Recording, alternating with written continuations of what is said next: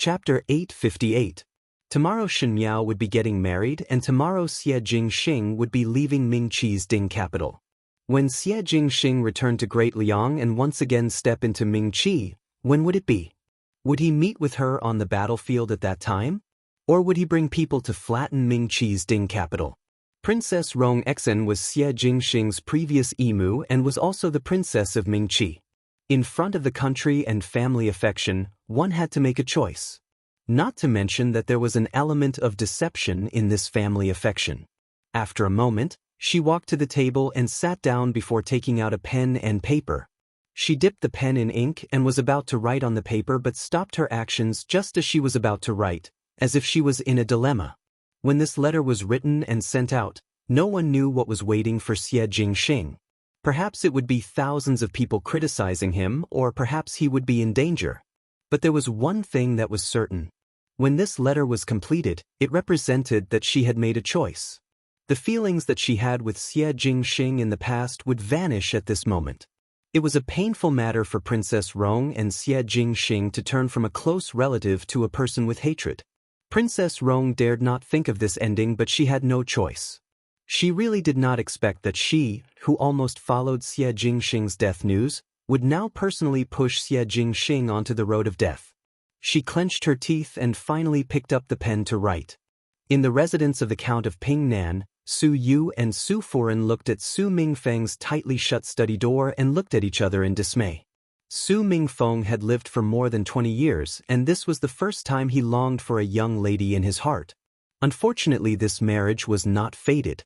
Previously, with the Crown Prince's coercion, it was not easy for the Su family to take the risk and not hesitate to go against the Crown Prince to let Su Mingfeng marry Shen Miao first. Who knew that after the Crown Prince's matter was over, Prince Rui appeared out of nowhere. Shen Exen was a person who doted on his daughter, but at the end he had no choice but to comply with the imperial edict to let his own daughter marry far away to the Great Liang. Not to mention that their status was not as high as the Count of Pingnan in the general residence. Su Furen sighed. The current plan is to wait for a long time for Mingfeng to understand and forget about the young lady of the Shen family. It is easier said than done. Su Yu shook his head. Mingfeng's temperament is like me and is sentimental. To change one's affections and forget about the Shen family's young lady, I'm afraid it's not that simple. He looked at Su Furen. It is useless for us to stand here. It is better to return first and let Mingfeng think about it. Madame Su glared at Su Yu. Love is not a piece of flesh that fell from your body. Don't you know how to feel for it? This is my son. Seeing him sad is more painful than cutting my flesh. Then why didn't you go in and persuade him? He wouldn't listen even if you did. Isn't it the same? Su Yu felt wronged. But one saw Su Minglang carrying a thick stack of calligraphy as he passed by. As Su Minglang grew older, he finally put away his childhood liveliness and gradually became the second Su Mingfeng. But as compared to the gentle and polite Su Mingfeng, Su Minglang was more arrogant. Now when facing his own parents, he had to put on the airs of a little adult. Su Yu had secretly complained a few times that Su Minglang was not cute anymore. Su Yu called out, "Minglang." Su Minglang stopped his footsteps and walked towards both of them and called out father and mother. Your eldest brother suffered a blow today and is not in a good mood. Father has an important task for you. Go to your eldest brother's study and talk to him for a while to persuade him. Even though Su Minglang's temperament had changed, he was still as close to Su Mingfeng as in the past. Thinking about it, Su Minglang's enlightenment was late and he was as round as a meatball when he was young. If he was not ridiculed by his little friends, he would be scolded by Su Yu, and it was always Su Mingfeng who would protect him and plead for Su Minglang in front of Su Yu. Su Minglang did not forget the person who dug the well when he drank water, and when he grew up, he remembered his eldest brother's good treatment to him when he was young. Chapter 859. Su Furen also said, Right. Minglang, let your eldest brother teach you how to write or let him play with you for a while. Never let him be idle. Su Minglang looked at the husband and wife and said in a deep voice, You all want me to persuade eldest brother not to be upset over older sister Shen's marriage? Su Yu, Su Furen, Su Minglang looked at the lit-up light in the study and said, Us two brothers need to speak some intimate words. If father and mother have nothing, then leave first. I will not let eldest brother drown himself in the river." After choking for a long while, Su Furan then said, "Then one has to thank Ming Lang." Su Ming Lang walked towards Su Mingfeng's study and pushed the door open with difficulty. He saw Su Mingfeng sitting in front of the desk with a somewhat anxious and complicated expression. These days he always had this expression. Su Minglang climbed onto a chair that was very close to Su Mingfeng and sat upright before looking at Su Mingfeng. "Eldest brother, if you like then go and fight for Su Mingfeng? A real man dares to take responsibility for his actions." Su Minglang encouraged him with a solemn face. "As a brother, I will definitely support you. Since you like the young lady of the Shen family, then go and snatch her over. Anyway, as compared to that Wang that one do not know, eldest brother is much better." Only then did he understand what Su Minglang was talking about. Su Mingfeng laughed and shook his head. "What does it have to do with me who she marries?" "Then why are you upset?" Su Minglang asked puzzledly. "You do not like older sister Shen? Do not listen to mother's nonsense. When did I ever like her? But you still sent people to secretly investigate older sister Shen." Su Minglang accused. "If this is not liking, then what is it?"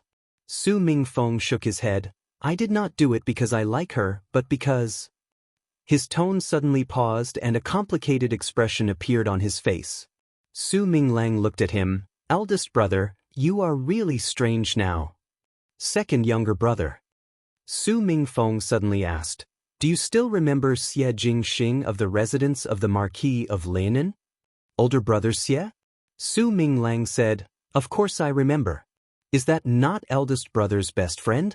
In the beginning, eldest brother said that older brother Xie had gone to a faraway place and would never return, and told me not to mention older brother Xie in the future. "Eldest brother, has Xie older brother returned to Ding capital?" Su Mingfeng shook his head. "No." He asked, "Do you also feel that he is my best friend?" "Of course." Su Minglang said, "Although brother Xie is very fierce, has a bad mouth, and always bullies me, he treats my family very well. Did eldest brother not say before that eldest brother is the youngest in the residence of the Marquis of Lin and Xie older brother is eldest brother's eldest brother?" Su Mingfeng was silent. Su Minglang looked at him curiously. "Did eldest brother quarrel with older brother Xie?" Su Mingfeng stood up. "Nothing. I will go out for a trip. Minglang, you stay here and do not go anywhere." The night of the Ding capital had covered everything. In the princess residence and the Nanbo residence, the undercurrent was like a surging reef, brewing a storm that was enough to destroy everything on the calm water surface. In the residence of Prince Ding, Fu Xiu-yi sat on the high seat. He looked a little haggard, which made his handsome appearance seem a lot less attractive. Some time ago, the dungeon of the residence of Prince Ding was burnt to the ground, and Fu Xiu-yi almost smashed everything that could be smashed in the entire bedroom. There was no way to vent his raging anger, and the news that followed made him even more furious. There was no corpse of Pei Lang in the dungeon. Obviously, Pei Lang was rescued by someone, and one could naturally know that the fire was put down by the person who came to save Pei Lang. To dare to behave atrociously in his residence of Prince Ding, and it was so brazen, and the most important thing was to destroy the thing that he valued. Fu Xiu-yi was determined to dig 3 feet into the ground to find out about Pei Lang and the person behind him. He originally thought that it was the Shen family's people, but at the end of the investigation, there was no relationship at all with the Shen family. As he continued to investigate, the clues were cut off, and there was no sign at all. One could imagine the fire in Fu Xiu-yi's heart. Tomorrow was Shen Miao's and Prince Rui's wedding, and after tomorrow, Shen Miao would follow Prince Rui to the Great Liang, and the secret of Prince Rui's body would not be known. Seeing the opportunity disappear in front of him, how could Fu Xiu-yi be willing? Just at this moment, the guard that Fu Xiu-yi sent to investigate the matter came in from outside and bowed to Fu Xiu-yi before saying, "Your Highness, there is movement in the residence of the Princess Residence and the Nanbo Residence." Fu Xiu-yi's eyes lit up. "How is it?" That guard walked 2 steps closer and bent over to whisper a few words in Fu Xiu-yi's ear. "Forget it." Fu Xiaoyi's expression was shocked, and then he revealed a look of joy. Heaven is helping me. Immediately send people to follow both of them, and do not let a single trace of them escape. That guard received the order and left. Fu Xiaoyi leaned back on the chair and a complacent smile slowly appeared on his face. Prince Rui, Princess Residence, the Nanbo, Shenmiao. He said, this prince would like to see what shameful secrets there are between all of you. Chapter 860. The 8th day of the first month of the lunar calendar was a rare auspicious day. It was good for weddings, funerals, and traveling. When the sky brightened, Shenmiao was woken up by Jingzhe and Guyu to dress her up. Originally Shenmiao thought that she would not be able to sleep the night before, but who knew that when that day came, she slept exceptionally sweetly. It was as if he had returned to his carefree childhood days. Because she had slept well, her face looked even more radiant, and her complexion was extremely good. Bai Lu and Shuangjiang brought some exquisite pastries for Shenmiao, and the pastries were made in small sizes. Bai Lu said, young lady should first eat something to fill your stomach. Today's marriage ceremony is complicated, so you cannot starve during the journey. She then picked up a small bowl of porridge and said, this is the winter porridge that Madam personally cooked for Miss this morning. Drink it and you will be blessed with good luck. Shenmiao picked up the bowl and slowly drank. He couldn't help but feel a little emotional in his heart. In the previous life, when she married Fu Xiaoyi, she cried and quarreled with her family out of spite and forced Shen Xian to agree at the end. However, for this marriage, there were more people watching the show than giving their blessings. At that time, Luo Shuiyan was so angry with her that she fell ill. She barely managed to finish the whole wedding ceremony. How could she have the mood to cook porridge? Unlike now, when everyone in the Fu was happy and worked hard for her with all their heart. Shenmiao herself vaguely felt that this marriage seemed to be extremely good. After eating, Luo Shuiyan came in, followed by a middle-aged woman. This woman didn't look very outstanding, but people couldn't help but stare at her. She was also very particular about her clothes, which made people remember her at first glance. This is Mei Nyangzi from the Ding capital. Luo Shuiyan said with a smile, today she specially came over to be your wedding matron. Shenmiao was slightly surprised. Mei Nyangzi was a very famous person in the Ding capital. She came from an official's family, but from a young age she disregarded her family's opposition and started to do business. Their businesses were rouge, face powder, clothing, and jewelry. There were countless of pampered daughters raised in the Ding capital, and the daughters of officials did not lack money as long as they could satisfy their love for beauty. Moreover, Lady Mei's clothes, jewelry, rouge, and face powder were the best of the best. Although Lady Mei was a businesswoman, no one dared to look down on her. However, Lady Mei's most outstanding skill was putting on makeup and dressing people up. There was once a Wang Ye of Mingqi who married a consort, and that consort had some friendship with Mei Nyangzi, thus Mei Nyangzi became her bridesmaid. Afterwards, there were people who said that the appearance of the Wang Ye's bride was the most beautiful since the founding of Mingqi. Lady Mei was the other person's wedding matron because the other person had a friendship with her, but others did not have that luck. Mei Nyangzi had never been a matron of honor for anyone in all these years.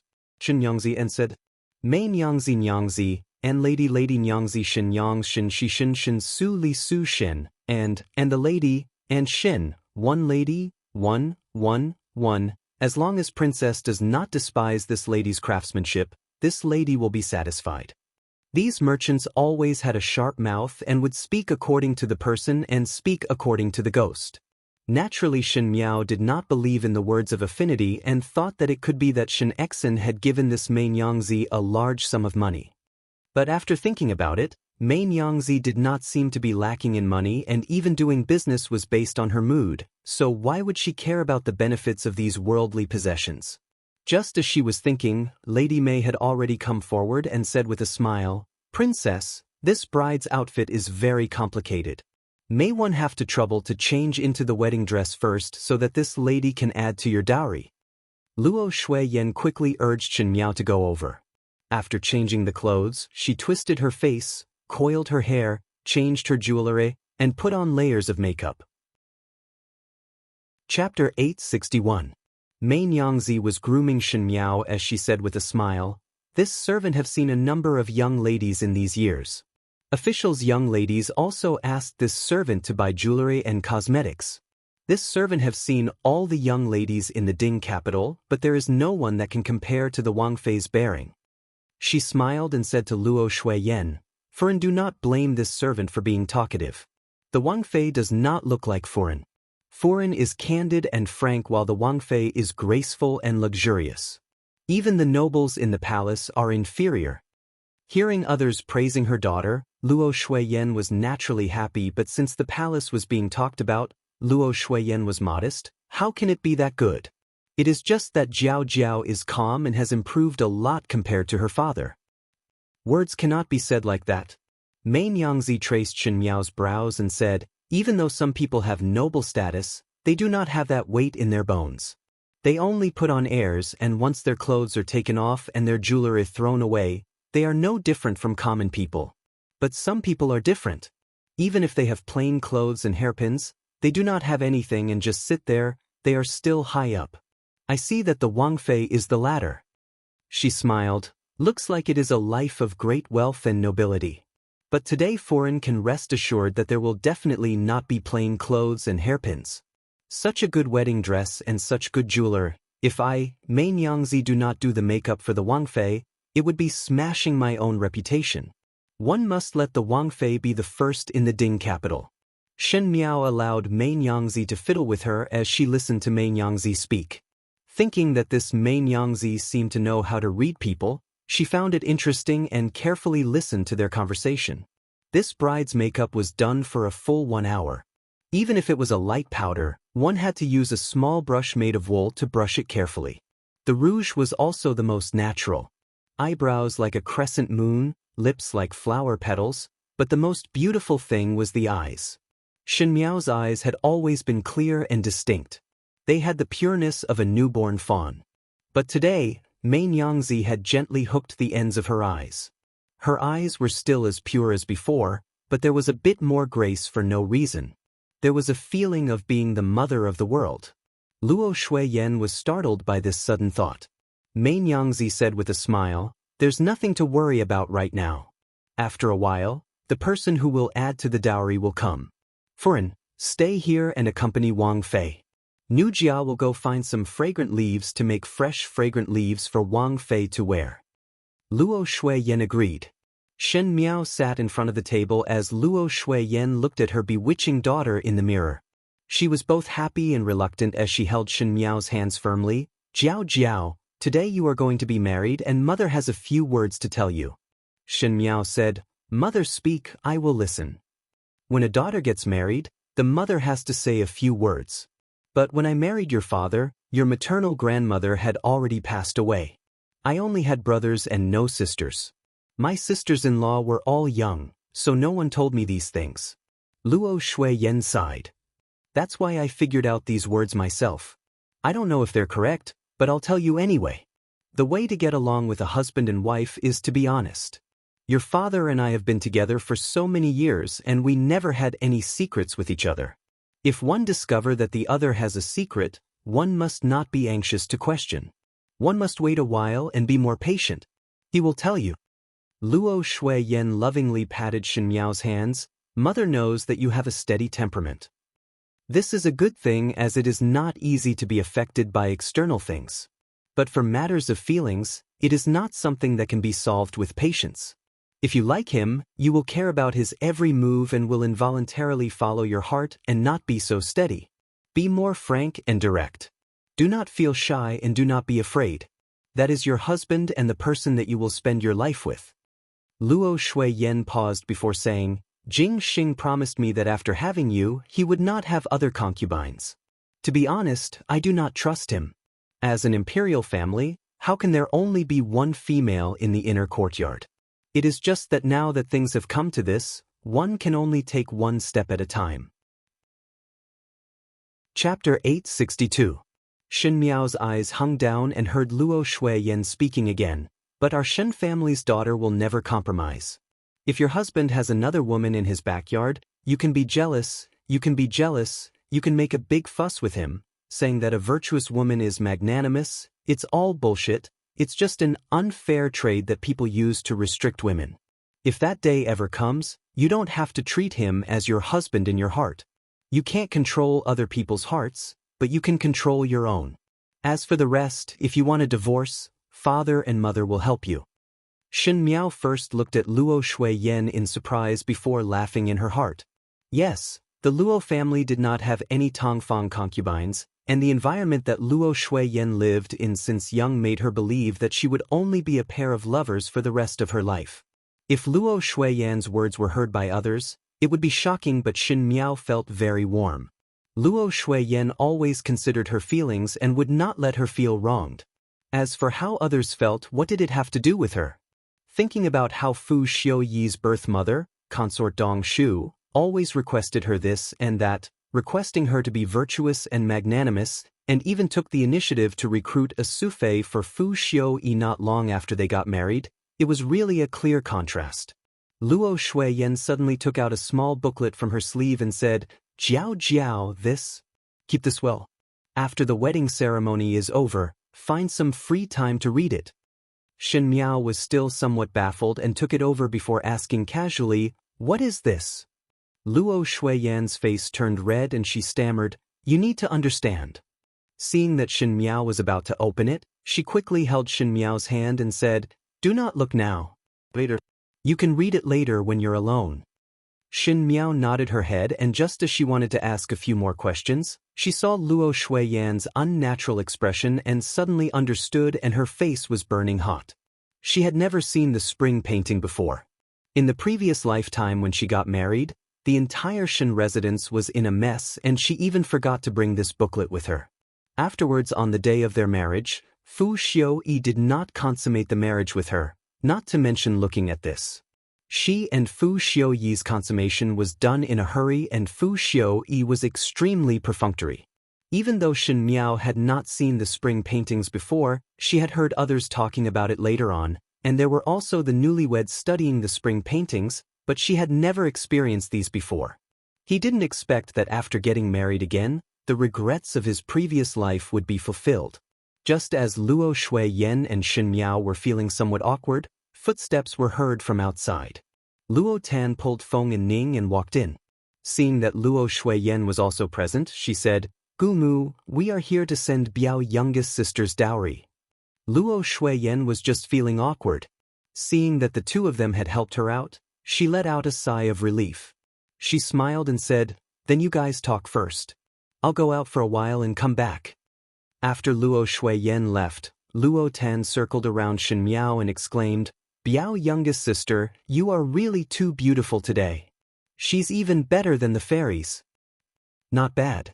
Feng and Ning had always been picky and had the temperament to pick bones from eggs. At this moment she also nodded her head and said, "It is the first one in Mingqi."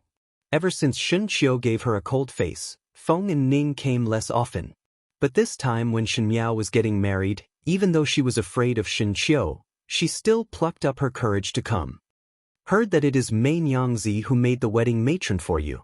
Feng and Ning said, "No wonder she is so good-looking that even I could not recognize her." "Biao youngest sister is born to be good-looking." Luo Tan giggled as she took out a small box from her back. "This is my gift to you as a dowry."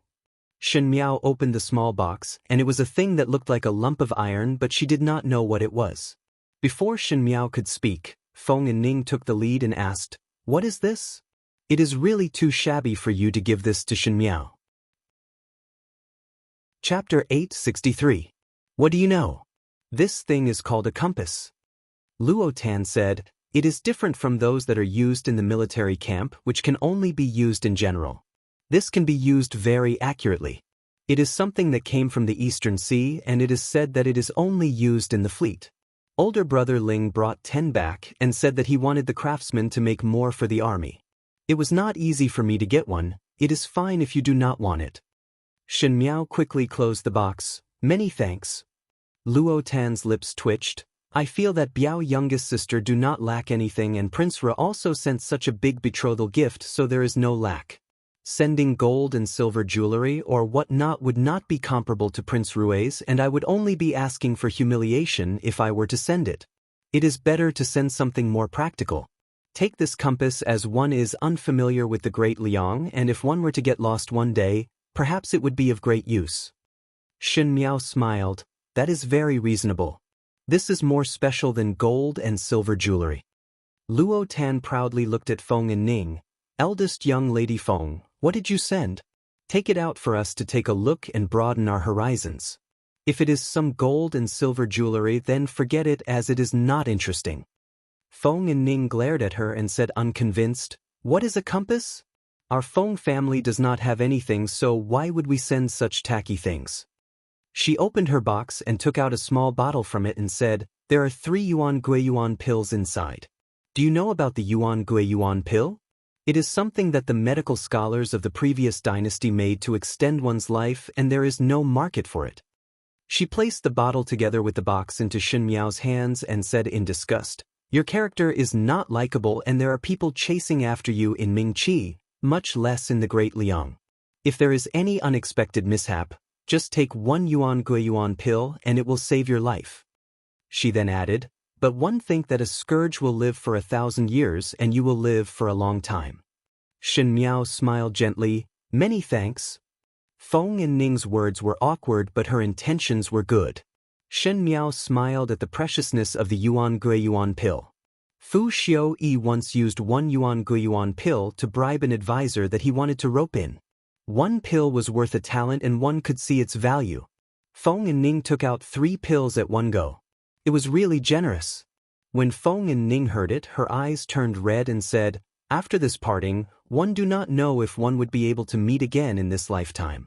You do not have any friends in Mingqi, and since I know you, naturally one cannot let you lose face. One cannot not take out the dowry that was given. As she spoke, she choked up and said, it is not that I cannot bear to part with you, but I feel that after giving you such a big gift, if you are not able to add to my dowry for my marriage, it is not worthwhile. Shen Miao did not know whether to laugh or cry and said, if you are to get married, I will always get someone to send your dowry back and will also write to you from time to time. I will not let you send it for nothing. Feng and Ning then felt slightly better. Shen Miao suddenly thought of something and took out a letter from her sleeves and said to Feng and Ning, now there is a letter. After today's matter, read this letter and then let your eldest brother read it. Luo Tan and Feng and Ning were surprised at the same time. Luo Tan giggled. Could it be that youngest Biao's sister feels sorry for eldest brother Feng and did not agree to eldest brother Feng's marriage proposal, so she specially wrote a letter to express her apologies? Finishing, she shook her head. But why let a Ning read it?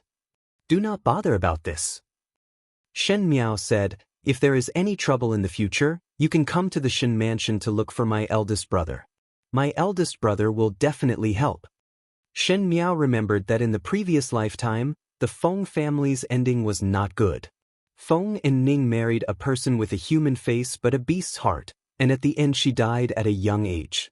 Now that she was reborn, she and Feng and Ning were after all friends, thus she could only write down all the things that she could remind the Feng family in the letter.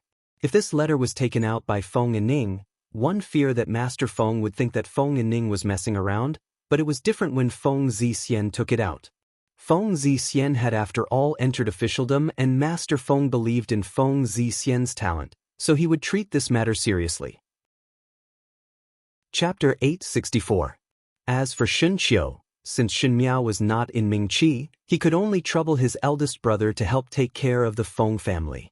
When Feng and Ning heard it, her face turned red and she mumbled, so fierce. Who needs his help? These words were not heard by Shen Miao. Shen Miao did not have any sisters and had even fewer friends in Mingqi. Most of those who came to add to the dowry were looking at Luo Shuiyan's face, and those young ladies wanted to please Shen Miao. Most of the gifts were gold and silver jewelry. When they saw each other, there were those who were jealous and envious as they all praised Shen Miao's wedding dress and new dowry. Not long after these females who came to add to the dowry finished speaking, the auspicious hour arrived, and the procession of carriages and horses that came to escort the bride had already arrived at the entrance of the Shen mansion. Luo Shuiyan and Mei Nyangzi came in, and Mei Nyangzi covered Shen Miao's head with the veil. Shen Miao's left and right hands were supported by the both of them as she slowly walked out. The entrance of the Shen mansion was exceptionally lively today. The Ding capital streets were empty just to see the Shen family's daughter getting married.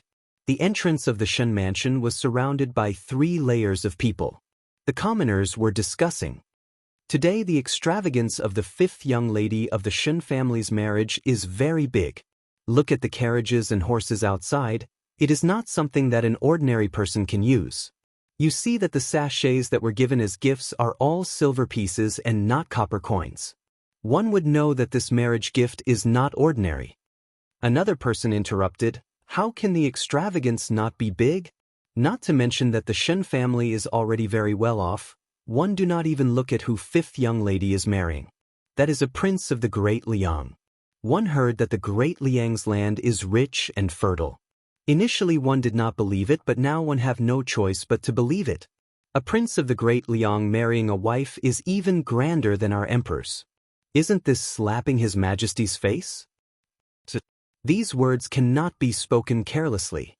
It is enough to know it in one's heart. The middle-aged female said, one heard that the Great Liang's Prince Rui sent a total of 99 sets of betrothal gifts.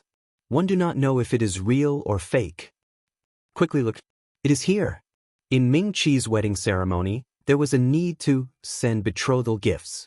On the day of the marriage, there would be people who would carry the betrothal gifts to the bride's maiden home for everyone to see and also for the surrounding people to see clearly. Thus, the more generous the betrothal gifts were, the more face the bride and groom would feel. They thought that by giving so many betrothal gifts in front of the people of the world, the bride would feel proud, the groom would also feel proud, and everyone would be happy. Therefore, in order to save face, some people would purposely give an empty box as a betrothal gift on the day of the wedding. But today was not the case. That was because the betrothal gifts were all in boxes that were wide open, allowing people to see the contents clearly. Antiques, paintings, accessories, furniture, jewelry, clothes, silver. There was everything that one could think of, and the boxes were packed tightly, without a single drop of water. Almost everyone's eyes turned red, but no one dared to make a move.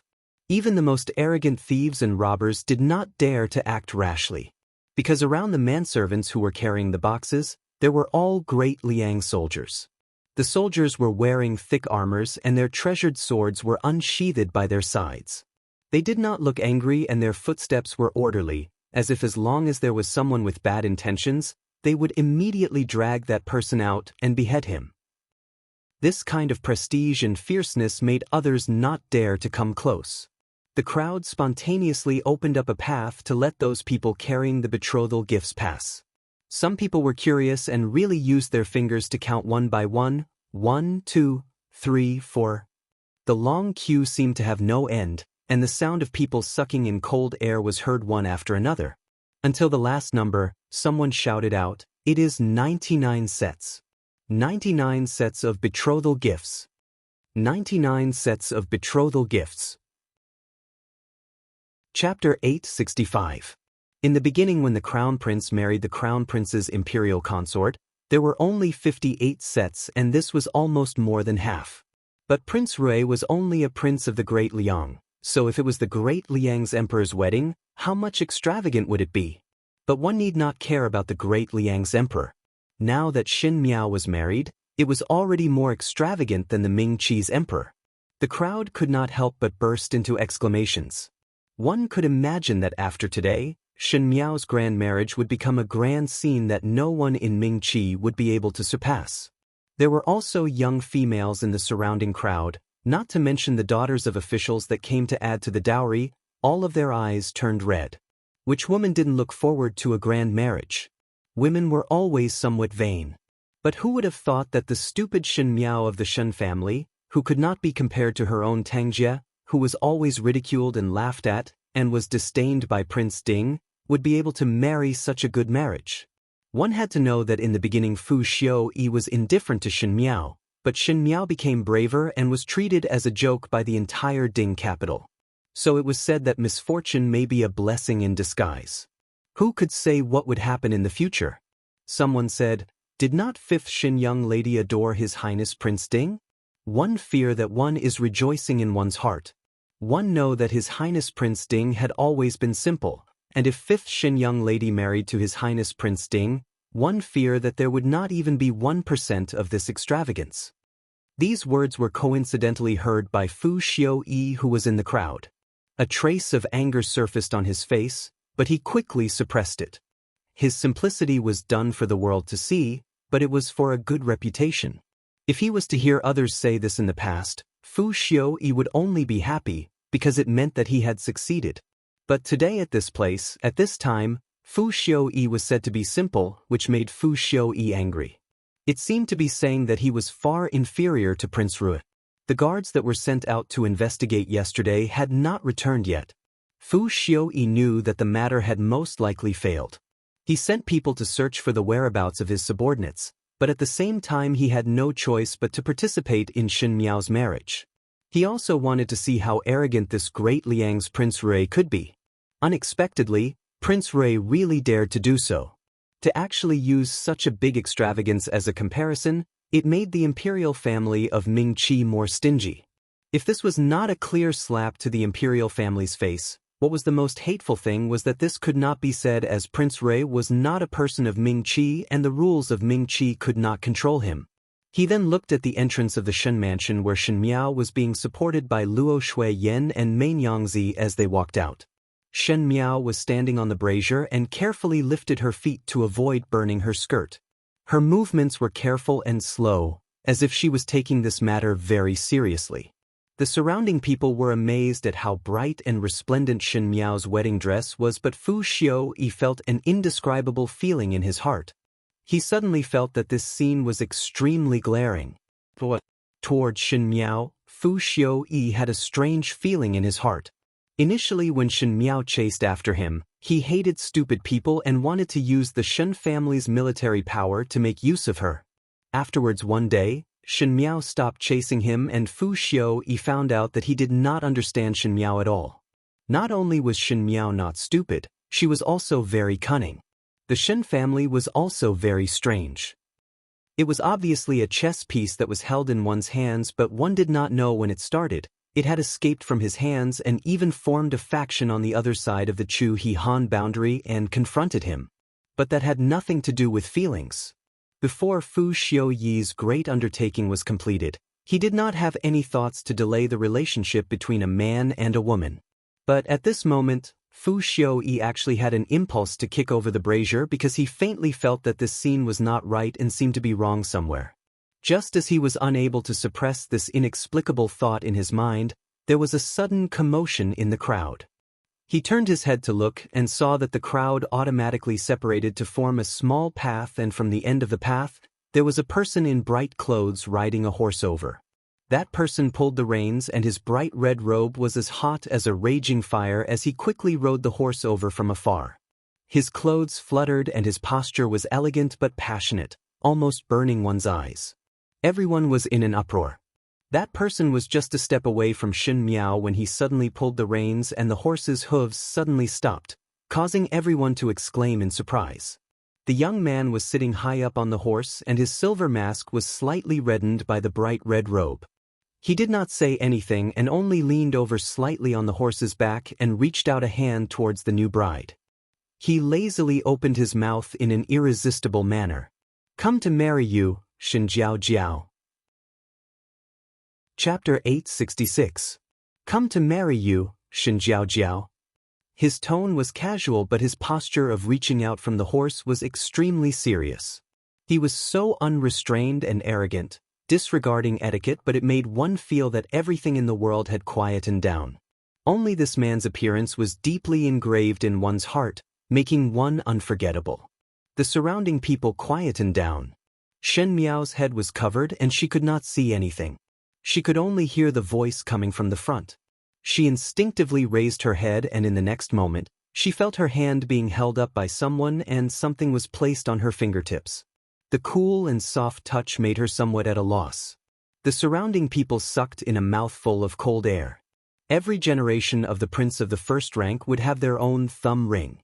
The thumb ring was not just a decoration but more importantly a symbol of status. One could use this thumb ring to command his subordinates at will. Of course, everyone would know the royal relatives and nobles wherever they went, so there was no need to use this thumb ring. But one had never seen a thumb ring that symbolized the status of a prince of the first rank being given to others. This was not just a thumb ring that was given out. This meant that Prince Rui had given Shen Miao the power to mobilize his subordinates at will.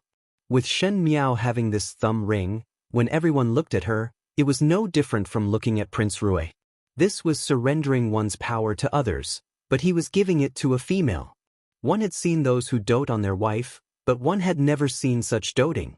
The surrounding young ladies were extremely envious and jealous.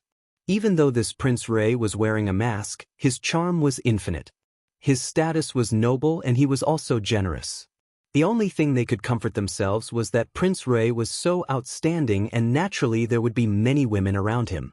Shen Miao was also not a heavenly beauty and would definitely be quickly disliked by Prince Rui, who knew that the groom would directly use facts to slap their faces. In this world, it was the first time they saw someone pampering his wife so much. Why was it that the fifth young lady of the Shen family had such a good life? One did not know what good fortune she had cultivated in her past life. However, in this world, misfortune and fortune depended on each other and misfortune lurked within. Everyone would never have thought of the things that Shen Miao had experienced in her past life. After Prince Rui put the thumb ring on Shen Miao's hand, his thin lips hooked up and he slightly leaned over and a kiss was imprinted on the back of Shen Miao's hand. There was a tingling sensation on the back of her hand and Shen Miao naturally guessed what it was and could not help but blush. It was fortunate that her head was covered and others could not see her embarrassment.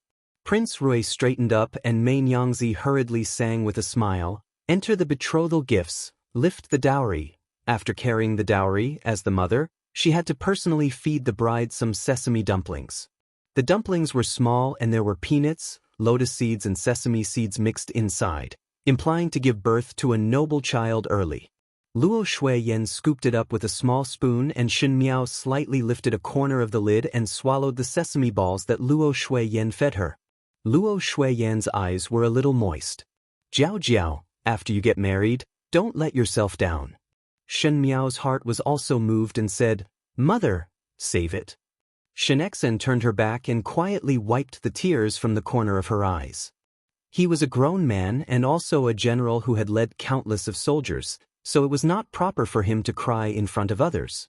However, his heart was very sad. Towards Shen Miao, Shen Exen always felt that he owed her a lot.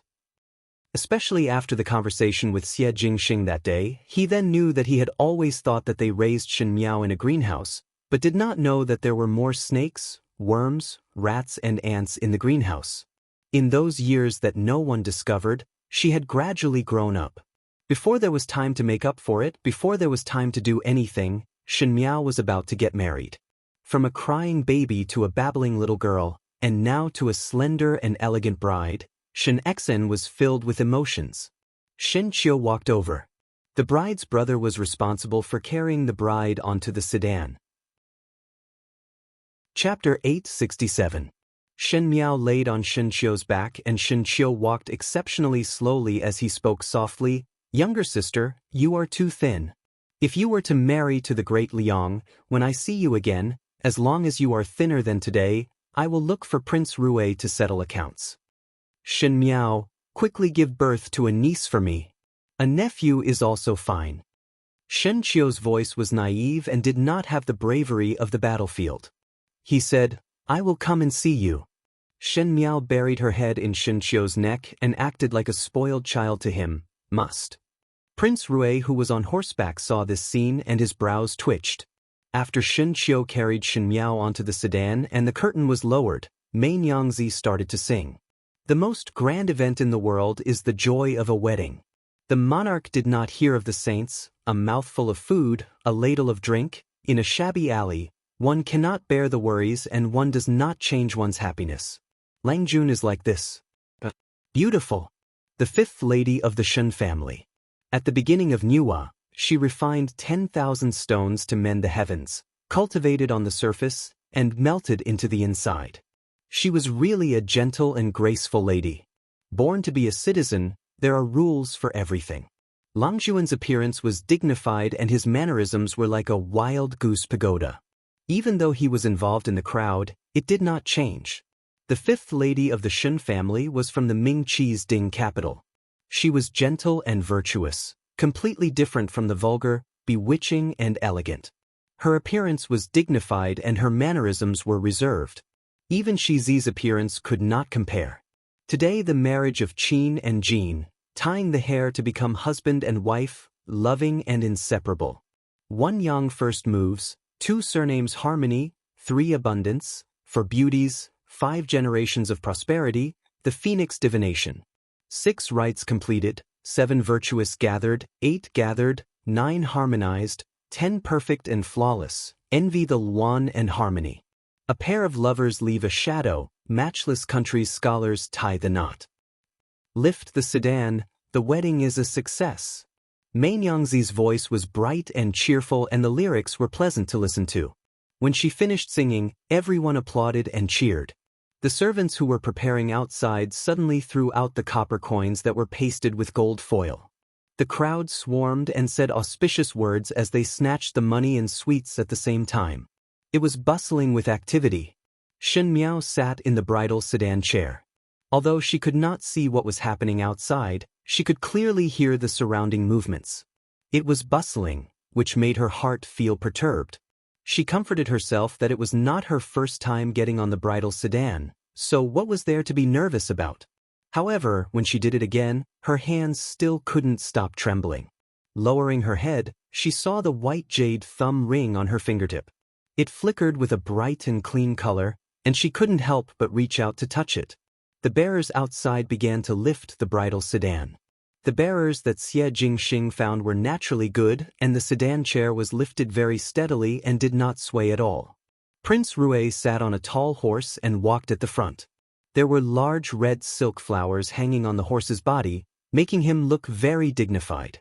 His posture was lazy but elegant, and everywhere he went, the commoners cheered and laughed. This was actually very valuable because Prince Rui was not a person of Ming-Chi and the relationship between the great Liang and Ming-Chi was very subtle. But even so, the commoners seemed to respect Prince Rui a lot. Perhaps it was because the other party was generous, or perhaps it was because some people felt comfortable just by looking at him. At the end of the day, Prince Rui's marriage was considered to be a joyous occasion for all the commoners. Behind Prince Rui was the bridal sedan that the bearers were carrying, and on both sides, the carriages and horses of the residents of Prince Rui kept scattering money. One heard that Prince Rui's marriage entourage would circle around the entire Ding capital, so scattering money along the way was really too generous. Behind them was the Shun family's wedding entourage. The Shun family was not as arrogant as Prince Rui and handled the box as well. Everyone counted and there was a total of 50 sets, which was exactly half of Prince Rui's betrothal gifts. Even though this dowry could not be compared to Prince Rui's betrothal gifts, it was definitely not a small amount.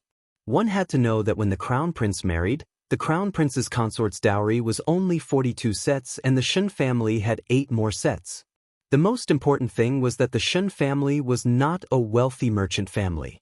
Even though they were well off, they were definitely not overflowing with wealth. Chapter 868. This kind of attitude was enough to show Shen Miao's position in Shen Xian and wife's heart.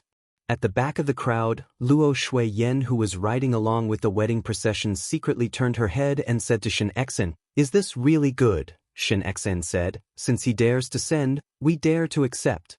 Moreover, he sent 99 sets and our residents cannot afford so much dowry. If it is less, others would laugh at us." Luo Shuiyan did not speak anymore.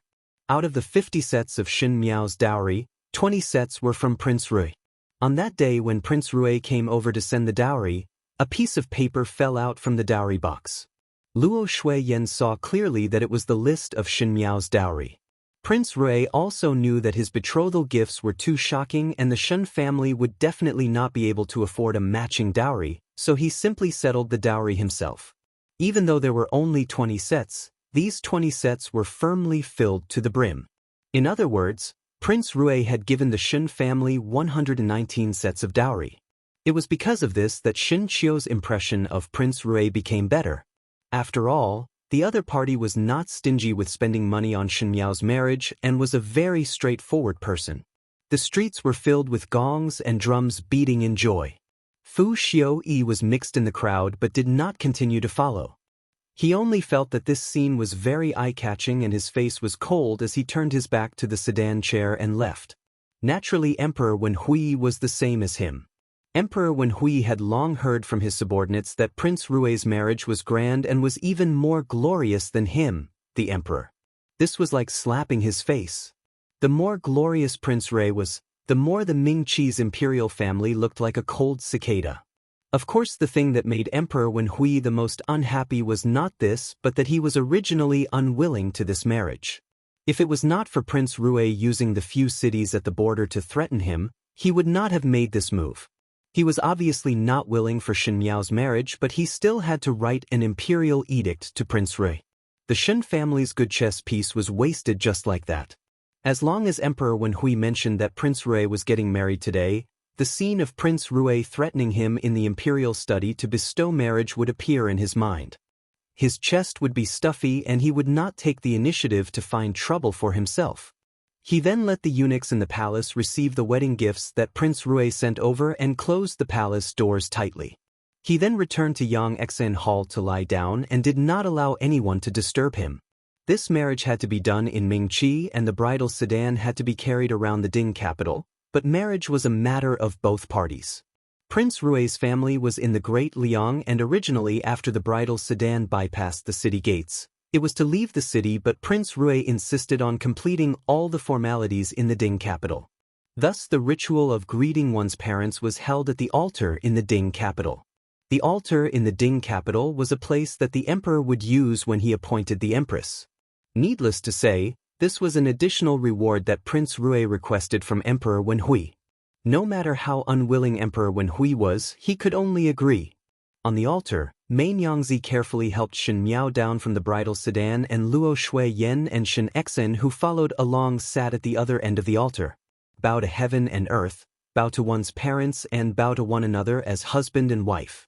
This was Ming Qi, so naturally Luo Shui-yen and Shen Exen accepted Shen Miao's bow, but Prince Rui's imperial father and Empress mother had already passed away for many years. Both of them could only sprinkle wine on the ground as a form of worship. Finally, the husband and wife bowed to one another and the ceremony was completed. Since the matter had reached this point, it was announced that from now onwards, Shen Miao was Prince Rui's consort. Marry a chicken and follow the chicken, marry a dog and follow the dog. She was after all a great Liang person. In the midst of everyone's cheers and laughter, far away from the crowd, Jiu Shu was talking to the people beside him. Really did not expect that third older brother would really marry Shen young lady. He sighed. 2 years ago I could see that third older brother treated fifth Shen young lady differently but did not expect that she would become my sister-in-law. But it is also quite good. I initially thought that with third older brother's temper, ordinary young ladies would not be able to handle it, but fifth Shen young lady is different. With her around, I am assured. Chapter 869. The person standing opposite him was also wearing the clothes of the servants of Prince Rui's residence. His face was sloppy and ordinary, but it was Pei Lang who had disguised himself. Pei Lang finally agreed to follow Shen Miao to the Great Liang. Just like what Shen Miao said, he had already completely offended Fu Xiaoyi, and if he continued to stay in Mingqi, not only would he not be able to gain any benefits, he might even implicate Lu Ying. Fu Xiaoyi had many eyes and ears, and perhaps one day he would be able to find out his details. It would be better to bring Lu Ying back to the Great Liang with him and take drastic measures. Even if Fu Xiaoyi really discovered something, he would also be helpless. On one hand it was for Lu Ying's consideration, and on the other hand it was because Pei Lang himself wanted to do so. As for knowing that Prince Rui's real body was Xie Jingxing, that was a matter of a few days ago. He was recuperating in the residence of Prince Rui, and when he went out to the courtyard at night, he happened to see Prince Rui's back facing him. When he went up to greet, he saw the true face of Prince Rui. Prince Rui did not wear a mask. Pei Lang knew that if a person like Prince Rui wanted to conceal something, he would definitely not let his guard down. Obviously, he had intentionally, accidentally, let Pei Lang see his face. Perhaps he was using his identity to declare something. Now Pei Lang understood why Prince Rui would do that. Pei Lang kept persuading Shen Miao to think about the marriage with Prince Rui. Towards a prince of the Great Liang, Shen Miao's understanding of the other party was still too shallow. But when Prince Rui became Xie Jingxing, many things were different. Xie Jingxing and Shen Miao knew each other and seemed to have some friendship. Since Shen Miao already knew that Xie Jingxing's identity was a prince of the Great Liang, their relationship was definitely not ordinary. He raised his eyes and looked at the couple on the altar who were dressed in wedding clothes. The man was talented and the woman was beautiful. They were a perfect match. An inexplicable sour feeling welled up in his heart. For a person like Shen Miao, even though she always schemed against people's hearts and made use of everything around her, she was an extremely stubborn person. No one could change what they had decided on. For example, if she hated Fu Xiuyi, she could use all means, even if it meant risking her life to draw a line with Fu Xiuyi. Actually, if she wasn't willing, no one could force her. His gaze then fell onto Prince Ru. To create such a big scene and force the imperial family of Mingqi to retreat step by step, who would believe that the Great Liang would always be content in a corner? She was the golden phoenix that soared to the 9th heaven, and he was the true dragon that could call the wind and summon the rain. Jiyu Shu glanced at him and patted his shoulder before speaking sympathetically. A fair and graceful lady is a gentleman's desire. Gentleman Pei must not be too sad.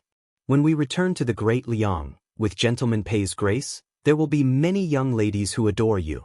At that time I will let young lady Xiao Yao introduce your sisters to you. Even though Jiyu Shu still remembered that he was locked up in the tower prison for a period of time because of Pei Lang, but seeing Pei Lang this sorrowful today, at the end he did not hit him when he was down. Pei Lang was embarrassed to be seen, but he stubbornly looked at the couple, refusing to move his eyes away. Jiyu Shu sighed softly in his heart. Gao Yang also followed them back to the Great Liang today, but he was the imperial physician of Mingqi in name and had some status and things to pack. If Emperor Wenhui knew that Gao Yang brought all the expensive medicinal herbs back to the Great Liang, one did not know what kind of wonderful expression he would have. When all these were done, and the complicated and cumbersome etiquette was meticulously completed, it was already afternoon. It was time to leave the city. Shen Miao was married to Prince Ding. This was called a distant marriage. From the Mingqi's Ding capital city gates, from then on the mountains and rivers would grow, one would be a great Liang's person. Chapter 870. Everyone in the Shen family naturally wanted to follow along. Luo Tan did not go and said that Shen Miao was unwilling to bring her along to the Great Liang. Her heart was sullen and today she followed them to the Ding capital during the day, but she was not willing to see that kind of parting scene again. Everyone could not do anything to her and could only give up. In the princess residence in the Ding capital, Princess Rong Exen was sitting restlessly in the room. Your Princess Highness, Prince Rui's sedan chair is almost at the city gates. The person who came to report said. Princess Rong Exen waved her hands irritably and let the servant leave. She fell onto the chair and bit her lips uneasily. In that letter, Xie Jingxing's real identity was exposed and she had to send the letter to the imperial palace's Emperor Wenhui's hands. This was her responsibility as a princess of Mingqi. Since ancient times it was difficult to be loyal and righteous at the same time, one could only choose between family affection and one's country. Even though she and Xie Jingxing had an indelible relationship that was closer than mother and son, but the distance between the two countries made this relationship not pure. If Xie Jingxing died because of this, Princess Rong Exen would be sad, but if she did not do anything and let Xie Jingxing bring this secret back to the Great Liang, Princess Rong Exen would regret it. Therefore, at the last moment, she chose to personally cut off her attachment and feelings for him.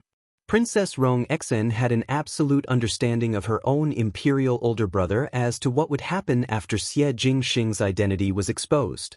Perhaps because of the Great Liang's national strength, they would not do anything that would make Xie Jingxing die, but to destroy a person's reputation and let 10,000 people curse was possible. To carry such a stigma, even if he returned to the Great Liang, Xie Jingxing's days would definitely not be good. Princess Rong Exen chose to use the letter to explain everything and did not personally see Emperor Wenhui, as if she felt that this would be able to ignore her own betrayal. As if the one who betrayed Xie Jingxing was not herself. But why did Emperor Wen Hui did not take any action until now? Now that the carriages and horses were about to reach the city gates, Shen Miao would get off the sedan chair and board the horse carriage to leave the Ding capital with Xie Jingxing and head to the Great Liang. This kind of procrastination was not Imperial older brother's character. There were some doubts in her heart, but there was more uneasiness. But Princess Rong Exen could not take the initiative to go out and see what was going on. She was ultimately unable to face Xie Jingxing, or it should be said that she did not have the face. Go and check again. She called another subordinate over. Rui Wangfei's marriage sedan had already reached the city gates, and Mei Nyangzi had completed the matters that the matron of honor wanted to do. Jing Zhi and Gu Yu helped Shen Miao down from the marriage sedan. Shen Xian and Luo Shui-yen carefully exhorted Shen Miao.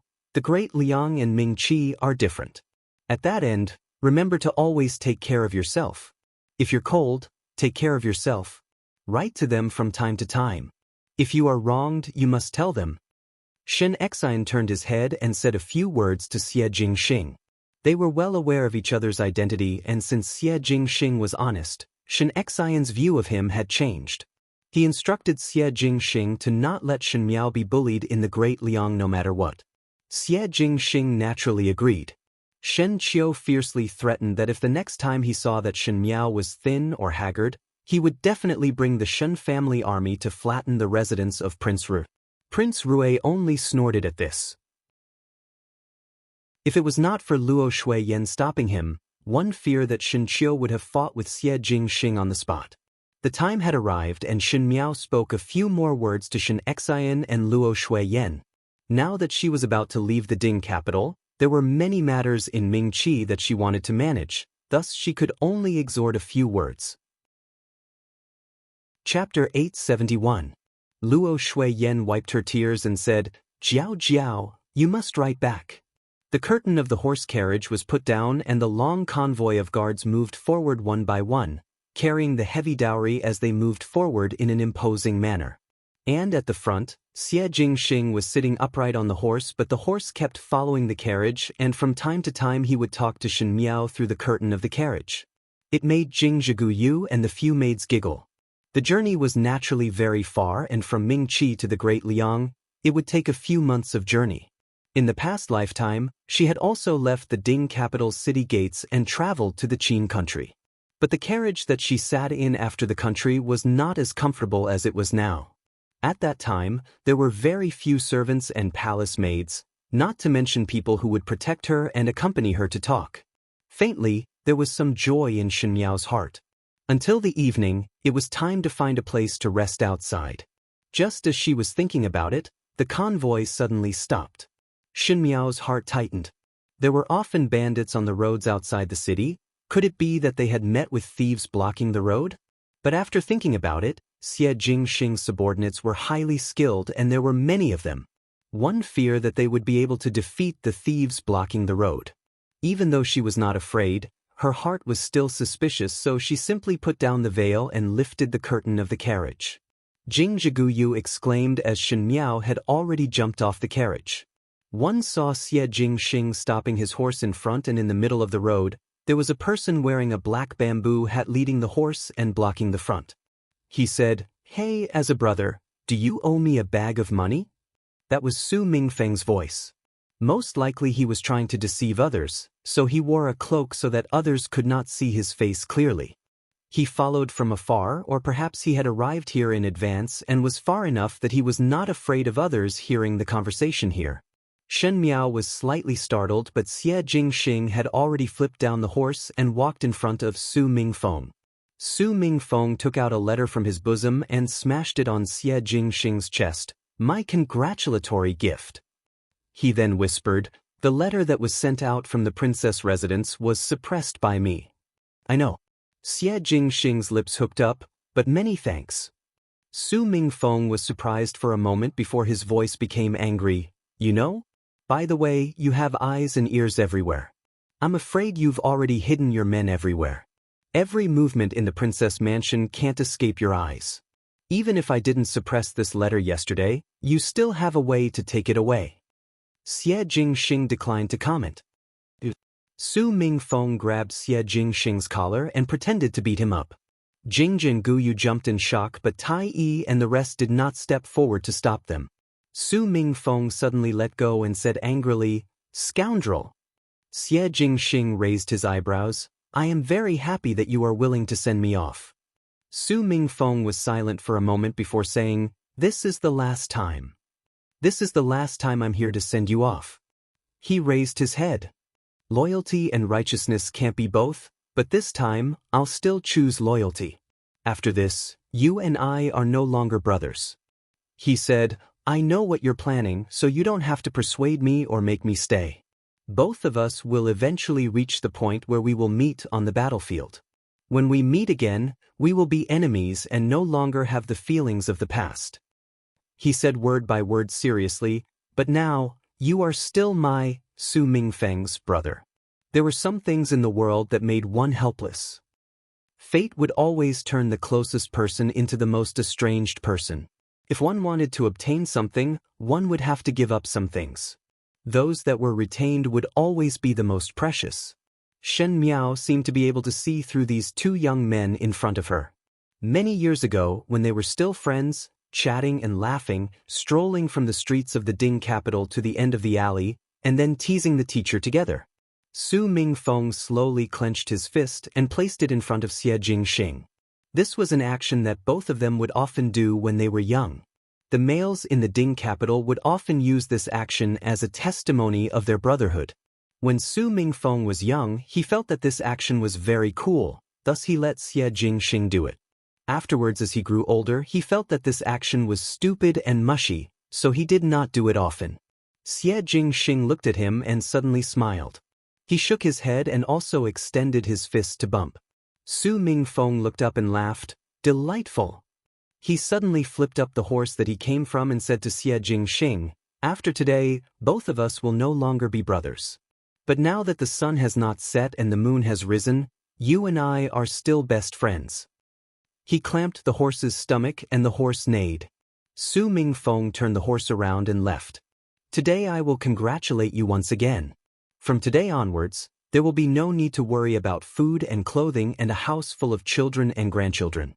A house full of distinguished friends and longevity is boundless."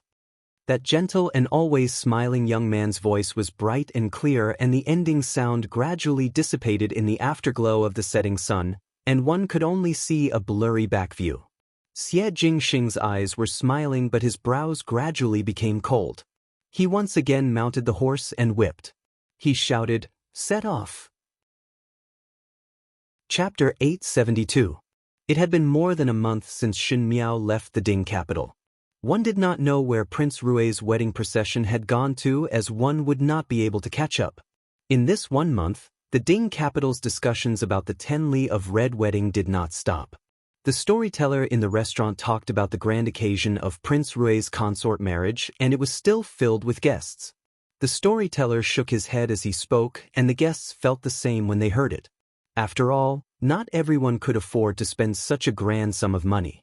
After Shen Miao turned into Prince Rui's consort and followed Prince Rui to marry to the great Liang, 2 things happened in the Ding capital. The first thing was that the Feng Xian pawn shop that had been open for many years in the Ding capital suddenly closed its doors. In one night, everyone from the shopkeeper to the assistants were all gone, and the few shops and buildings of the Feng Xian pawn shop were sold to others at low prices. It was heard that the Feng Xian pawn shop's shopkeeper's family had an urgent matter and needed money, so he suddenly left. This inevitably made one sigh. Even though the Feng Xian pawn shop's business was very precious and those who came to pawn or buy things were all wealthy and ordinary people would not be able to afford it, but after all they had been here for so many years and to suddenly leave, one was not used to it. It was also after the change of ownership that the commoners then discovered that after so many years, no one had seen what the Feng Xian pawn shop's shopkeeper looked like. The second thing was that the formidable great general Shen Exin was promoted after his own daughter married. He was promoted to become a military judge. He was in charge of the entire imperial court's imperial army. On the surface it was a promotion, but in fact it was not so. First of all, the military judge only had the power to transfer but not the power to train the troops. It was just an empty position, and even though the salary was more generous than the general, who would use salary to live? Moreover, Shen Exen had always trained the Shen family's army, and the Shen family's army was his personal soldiers. Suddenly it was changed to the Imperial Army, and the Imperial Army was Emperor Wen Hui's people. Could Shen Exen really mobilize them? Most likely not. Thus those with eyes and brains would know that Emperor Wen Hui was guarding against Shen Exen. Shen Miao married to the great Liang, and Shen Exen had the temperament of doting on his daughter. Now that the relationship between the great Liang and the Ming Qi was so subtle, if Shen Exen were to favor his daughter and secretly rely on the great Liang, it would be bad if he did something bad to the Ming Qi. Even though Shen Exen had been a great general in Ming Qi for so many years and his loyalty could be proven by the heaven and earth, but since ancient times the emperor was suspicious. Who asked him to be a subject and others to be the monarch? He could only blame his bad luck. The people in court could see it clearly, but the common people felt injustice for Shen Exen. This imperial family was really too heartless. It was obviously a marriage bestowed by Emperor Wen Hui, but now because of this marriage, Shen Exen had to bear the responsibility for no reason, which really made one angry. Emperor Wen Hui did not care about these matters as he was currently trying his best to please the Qin country's emperor. He did not know why, but the great Liang made him feel uneasy, as if it was a potential danger. At least he had to join hands with the Qin country, otherwise he would not be able to have peace every day. The residence of Prince Ding was also not very happy recently. Fu Xiuyi said with a gloomy expression, "It has been a month and there is still no news of Pei Lang's whereabouts. Could it be that he can fly? If he is alive, I want to see him. If he is dead, I want to see his corpse. If he is still not found, then all of you do not need to come back." The spies below complied, and Fu Xiuyi waved his hands in annoyance. "Get lost." The few of them retreated in fear. He sat down on the chair and pressed his forehead with an unhappy expression. The people who rescued Pei Lang burned down his dungeon. Previously he did not feel it, but these days it was inconvenient for Fu Xiuyi to do anything. There were many people in the dungeon who had other uses for him, but they were all burned cleanly by those people. One could imagine the anger in Fu Xiuyi's heart. The thing that made him most angry was that there was no trace of Pei Lang's whereabouts at all. Fu Xiuyi thought that he had good eyes and ears in the Ding capital, but to be unable to find a person's whereabouts, it could only mean that the other party's methods were better than his. It was not a happy matter to have such an opponent. Chapter 873. Fu Xiuyi had always suspected that the person behind Pei Lang was from the Shen family, but after investigating, the Shen family's suspicions could be completely eliminated. If it was not the Shen family, then who could it be? Your Highness, there is no news of Pei Lang in or out of the Ding capital. Could it be that Pei Lang had already left the city? The advisor reminded Fu Xiuyi. Impossible. Fu Xiuyi said, "I have people in the city's garrison and there are portraits of all the people who leave the city these days. It is impossible for Pei Lang to pass through unscathed." The advisor frowned and didn't know what to say. However, there are people who don't need portraits. Fu Xiuyi suddenly spoke. On the day when Prince Rui married the imperial consort and left the city, no one stopped the guards of the residence of Prince Rui from leaving the city. The advisor's eyes lit up. Could it be that Pei Lang was mixed in with that group of Prince Rui's people and followed them out? Fu Xiuyi sneered. The residence of Prince Rui is heavily guarded. How can one sneak in? Moreover, Pei Lang and Prince Rui do not have any friendship, so how to mix? He suddenly stopped. Friendship? At this time, Fu Xiuyi suddenly remembered something. All along he had seen Pei Lang as a member of the Shen family, and the person in charge of the Shen family was Shen Exen. However, he had neglected a point. Actually, from many things, the things that hindered his great cause, intentionally or unintentionally, were all related to Shen Miao. If Shen family and Shen Miao were viewed separately, and Pei Lang was not loyal to Shen family, but Shen Miao, everything would make sense. Pei Lang was Shen Miao's person and Shen Miao was now Rui Wangfei. Before this, she seemed to have some unclear relationship with Prince Rui. On account of Shen Miao's feelings, Prince Rui might help to save Pei Lang once. Then Pei Lang and Prince Rui would be related. Fu Xiaoyi suddenly stood up. The more he thought about it, the more he felt that it was possible. In the entire Ding capital, the only person who had the ability to burn the dungeon of the residence of Prince Ding without anyone knowing and still be able to escape unscathed, and not even leave behind any traces, seemed to be this mysterious Prince Rui. Damn! Fu Xiaoyi slammed the table. He had always wanted to know what secret Prince Rui was hiding. But the night before Shen Miao's marriage, the spies that he sent out did not return, and it seemed that they were discovered and silenced. Otherwise, he would be able to know what Prince Rui's deeply hidden secret was. Just as he was feeling vexed, he saw a guard rushing in from outside. This person was Fu Xiaoyi's confidant. He quickly stepped forward and took out a letter from his bosom and said, "A letter was sent out from the princess residence and was sent to the imperial palace.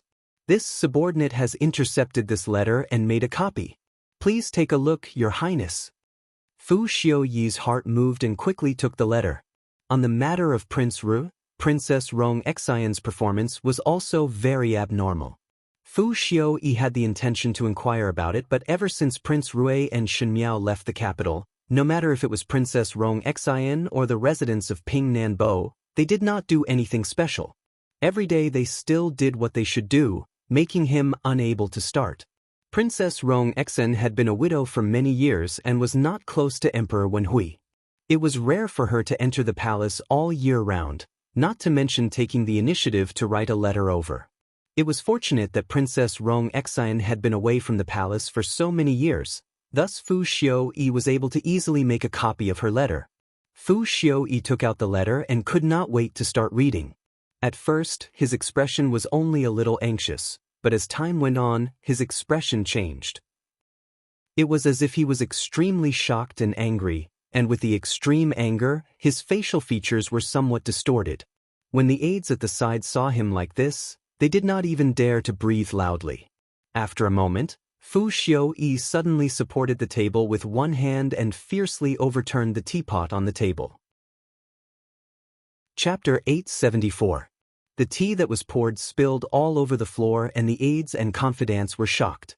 Fu Xiaoyi was after all a person who did not show his emotions on his face.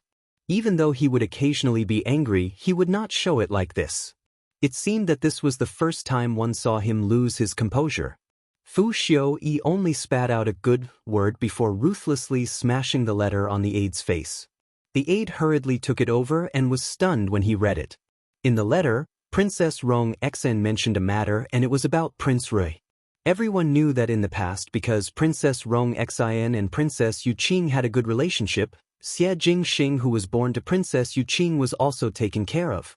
Even for Xie Jingxing, she did not hesitate to fall out with the residents of the Marquis of Lineage. Afterwards, when Xie Jingxing died in the battlefield 2 years ago, Princess Rong Xian was very upset. Princess Rong Xian naturally understood Xie Jingxing, and in Jifeng's heart, Princess Rong Xian had raised a sensational matter. Princess Rong Xian felt that Prince Rui of the Great Liang and Xie Jingxing were somewhat similar. Without any evidence, to suddenly say that Prince Rui of the Great Liang was similar to a person who had died for 2 years, the first reaction would definitely be that it was absurd. But Fu Xiaoyi had been paying attention to the princess residence for such a long time and had long discovered that Princess Rong Xian was unusual. Needless to say, Fu Xiaoyi was almost certain that what Princess Rong Xian said was the truth. There was no need to doubt that the real identity of Prince Rui from the Great Liang was Xie Jingxing. The aide's hands almost could not hold the letter steadily. Xie Jingxing was Prince Rui? What did that represent? It represented that Xie Jingxing was playing with the entire Ming Qi in the palm of his hands. If Xie Jingxing was still the heir of the residence of the Marquis of Lin and had private dealings with the Great Liang, then one feared that the Great Liang knew everything that happened in Ming Qi. Your Highness, Your Highness. The aide looked at Fu Xiaoyi and a trace of fear flashed in his eyes. Fu Xiaoyi indeed slowly calmed down, but upon closer inspection, his hands seemed to be trembling. Since Xie Jingxing did not die, then the matter of the northern Zhang Xie family army must have been exposed. He slowly said, the Xie family army had mixed in with the imperial family people, and Xie Ding's confidant had given Xie Jingxing a fatal stab. Since Xie Jingxing did not die, it was assumed that he had investigated clearly. This also meant that everything that they did to the residence of the Marquis of Lin and was seen by Xie Jingxing. So for this tribute of Ming-Chi, what was Xie Jingxing doing here? Was it revenge? Fu Xiaoyi supported himself on the table. The advisor was also at a loss. After a pause, he said, "Since the princess has already sent this letter to the palace, His Majesty will take action once he knows." "It's useless." Fu Xiaoyi interrupted his words. Xie Jingxing had already left the Ding capital for more than a month. Imperial Father is afraid of the great Liang's influence and dare not go against him openly. If Xie Jingxing hadn't left, we could have used the people of the world to stir up a conflict. Unfortunately, it's too late now. The advisor also sighed and said, "Why didn't the princess take out this letter earlier? If I had acted earlier, I wouldn't be as helpless as I am now." Fu Xiaoyi glanced at him and seemed to be unhappy with the stupidity of his subordinate. The advisor was flustered by his stare and only heard Fu Xiaoyi saying, "Stupid. The princess must have thought of a way to inform Imperial Father before, perhaps the wedding ceremony had already been done the night before. But at the end it was the same as my men and was stopped by Xie Jingxing." Even though he tried his best to suppress his anger, his eyes could not hide the resentment. Xie Jingxing did not hide it too deeply.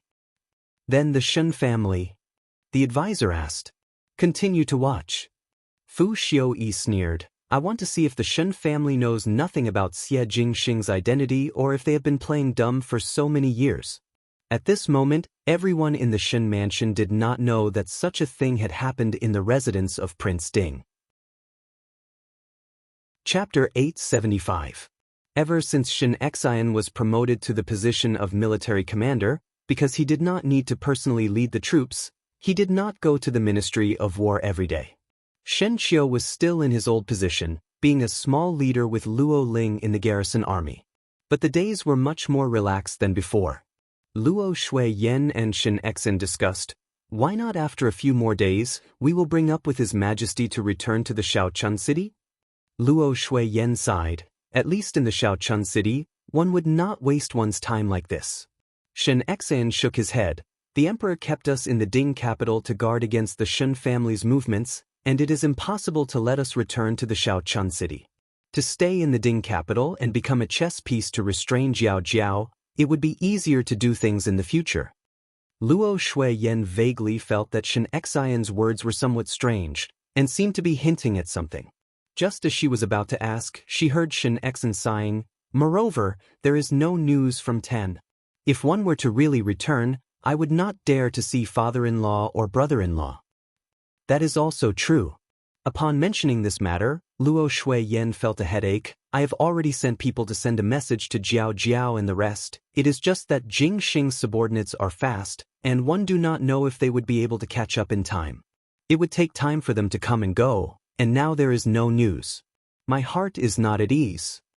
On the day of Xin Miao's wedding gift, Luo Tan did not come to send it off. She said that it was because Xin Miao was not willing to bring her to the great Liang to sulk, and also did not want to witness the parting scene. Luo Tan was somewhat willful in the Shen family, and everyone was helpless. On that day when Xin Miao left the city, it was already evening when she returned. Luo Tan's maid said that Luo Tan had already fallen asleep, and Luo Shuiyan thought that Luo Tan was unhappy, so she did not disturb her. It was not that Luo Shuiyan did not care about her niece, but even though everyone knew that Luo Tan was bold, they did not expect that Luo Tan would be bold to this extent. In the beginning, Luo Tan quietly followed Shen Xian and the rest to the Ding capital. That was because they were all from the same family, and in any case, they were all in Ming-Chi. This time it was from Ming-Chi to the Great Liang, a completely foreign country, and the people accompanying were all Prince Rui's people. Luo Tan did not know them and most likely did not dare to. Who would have thought that this young miss of the Luo family would also have a fiery temper, and even dared to travel thousands of miles by herself? Until the afternoon of the second day, Luo Tan still refused to take a step out of the house with the excuse that she was not feeling well. Luo Shuiyan finally realized that something was wrong. When she went to look for someone, she saw Luo Tan's maidservant trembling as she held a letter and knelt down to beg for mercy. Well, riding alone for 1,000 miles, Luo Tan confidently left a letter and followed Biao Mei's footsteps to the great Liang that was full of food and clothes and crowded with people in the marketplace. Luo Shuiyan jumped in shock and quickly sent people to chase, but Shen Miao's people had already left for a day and Prince Rui's team were not ordinary characters. Their footsteps were very fast and one did not know when they would be able to catch up. There was no news for a month and Shen Xian and Luo Shuiyan were still worried about this matter. I only hope that when the letter reaches Jing Xing's hands, Jing Xing will send some reliable people to send Tanner back. Luo Shuiyan said. How would Luo Tan know about these things in the Ding capital? Even if she knew, she would only pretend that she did not hear it because there were more important things than these things. It was already evening time and the carriages would need to rest at this time. Naturally, Shen Miao had already been arranged to stay in the houses along the way, but Luo Tan was miserable. She had mixed in with the group of martial artists in the residence of Prince Rui and rushed over. She had lived together with the Luo family since young and did not have the arrogance of a female and was even more presentable when she dressed up as a male, so no one discovered her identity for a moment. But every night was the time when she was in pain. The martial artists in the carriage were not like Shen Miao, a Wang Fei who could stay in her own room, but more than 10 men would sleep in a room together. A few of them would sleep on the bed, a few of them would sleep on the floor, and a few of them would even put the tables and stools together to sleep. Chapter 876. Luo Tan was not squeamish. Whether it was a bed, a table, a stool, or a mattress on the floor, she could endure all of it. The only thing she could not endure was sleeping with a dozen strange men. At night, there were sounds of snoring, sleep-talking, and all kinds of strange smells. From time to time, a man would put his leg on her body. It was really more uncomfortable than killing Luo Tan. If Luo Liantai and Madame Ma knew about this, they would probably break her legs. And what scared Luo Tan the most was bathing. No matter how rough she usually was, it was impossible for her to not bathe for more than 10 days like these men. Moreover, she could not tolerate jumping into a lake to bathe with all the men every time they saw it. There were a few times when she was almost pushed down together with the others. Luo Tan was so scared that she almost screamed out loud. In the end, she had an idea and said that she had an ugly scar on her body. She didn't want to be seen in front of everyone. Although the martial artists thought that she was troublesome, they didn't force her anymore. There happened to be a hot spring behind the farmhouse, and the water in the spring looked very clear. The warriors had gone into the water in the evening, but she had not. At this time, the moon had risen, and no one saw it. Luo Tan hugged her clothes and sneaked out. She walked a long way in the dark to the lakeside.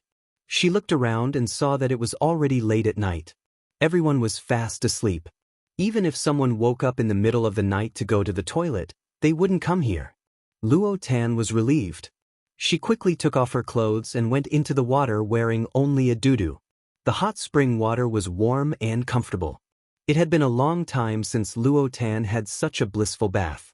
She usually sneaked out at night when no one was around to burn firewood and take a bath. It was very troublesome, but now she felt extremely happy. As he looked at the moon in the sky, he thought, it's already been more than a month, and it seems that Luo Shuiyan hasn't caught up yet. I'm afraid I really can't catch up. Even if he managed to catch up, it seemed impossible to return. Since it was like this, should he make it clear to Shen Miao? Her cousin had a sharp tongue but a soft heart. She would not really do anything to her. In this way, she would be able to sleep in Shen Miao's room and would not have to bathe behind someone else's back. Just as she was thinking, she suddenly heard footsteps coming from afar. Luo Tan jumped in fright, afraid that someone was coming. She didn't know what to do, but she didn't dare to stay any longer. The footsteps were already very close, so she had no choice but to grab the clothes by the side of the rock and submerge herself into the water. Luo Tan knew how to swim, but it was not easy to bury her head in the water. The footsteps stopped at the edge of the hot spring but did not leave. Luo Tan gradually found it extremely difficult to breathe. She really wanted to raise her head and float to the surface, but she was only wearing a doo-doo. Even if she floated to the surface, she was afraid that her innocence would be ruined. No matter how carefree she was, at this moment, Luo Tan had to take care of her own sanity. She was as stubborn as the people of the Luo family. When that person stopped by the hot spring and refused to leave, Luo Tan desperately hid in the water and refused to come out. Just that along with the passing of time, Luo Tan's eyes were already a little blurry, her mind was also a little muddled. She even felt that she was going to be buried here, following which she felt sorrowful, thinking that in order to maintain her clarity, she actually had to sacrifice herself here. It was a pity that she had not been to Great Liang. Then he heard someone speaking vaguely above him, "You're pretty good at swimming. Are you planning to suffocate yourself to death?" Luo Tan's heart moved and she could no longer hold back her breath, so she suddenly broke out of the water. But she still had some rationality and only let her head out of the water, but her body was still hidden under the hot spring.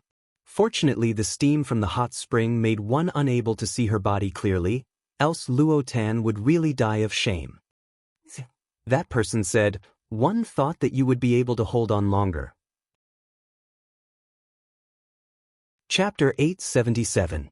Luo Tan glared at that person, but when she saw the other person's appearance, she was suddenly startled and blankly said, "Dr. Gao." That young man who was squatting on the lake with a lantern in his hand and looking at her with a smile was none other than Gao Yang. In such a cold day, he still had the mood to gently wave the folding fan that never left his side. His lazy posture made one feel sullen. "Why are you here?" Luo Tan could not help but ask. Gao Yang smiled and did not speak. Luo Tan muttered in her heart. The other party was the imperial physician of Mingqi, but now he appeared in a place so far away from the Ding capital. Could it be that he had gone out to such a remote place? She asked, "Dr. Gao, you even accept the business of such a remote patient? Is the amount of money given to you by the imperial court very little? You actually work so hard." In her words, there was actually undisguised sympathy. Gao Yang choked on Luo Tan's words and said after a long while, "It is not what you think." Luo Tan looked at him. "Then why are you here?" Gao Yang stared at her calmly. "Then why are you here?" Luo Tan confidently said, "I am youngest Biao sister's dowry Biao older sister to accompany her to the Great Liang." Gao Yang almost laughed out. Dowry Biao older sister, to think that she could think of it. He said, "Oh, I met a person a few days ago. He seemed to have come out from the Shen mansion and was holding a letter to give to Consort Rue, but one did not know where Consort Rue was and asked me for directions." Luo Tan was surprised. "You let him go see my youngest Biao sister?"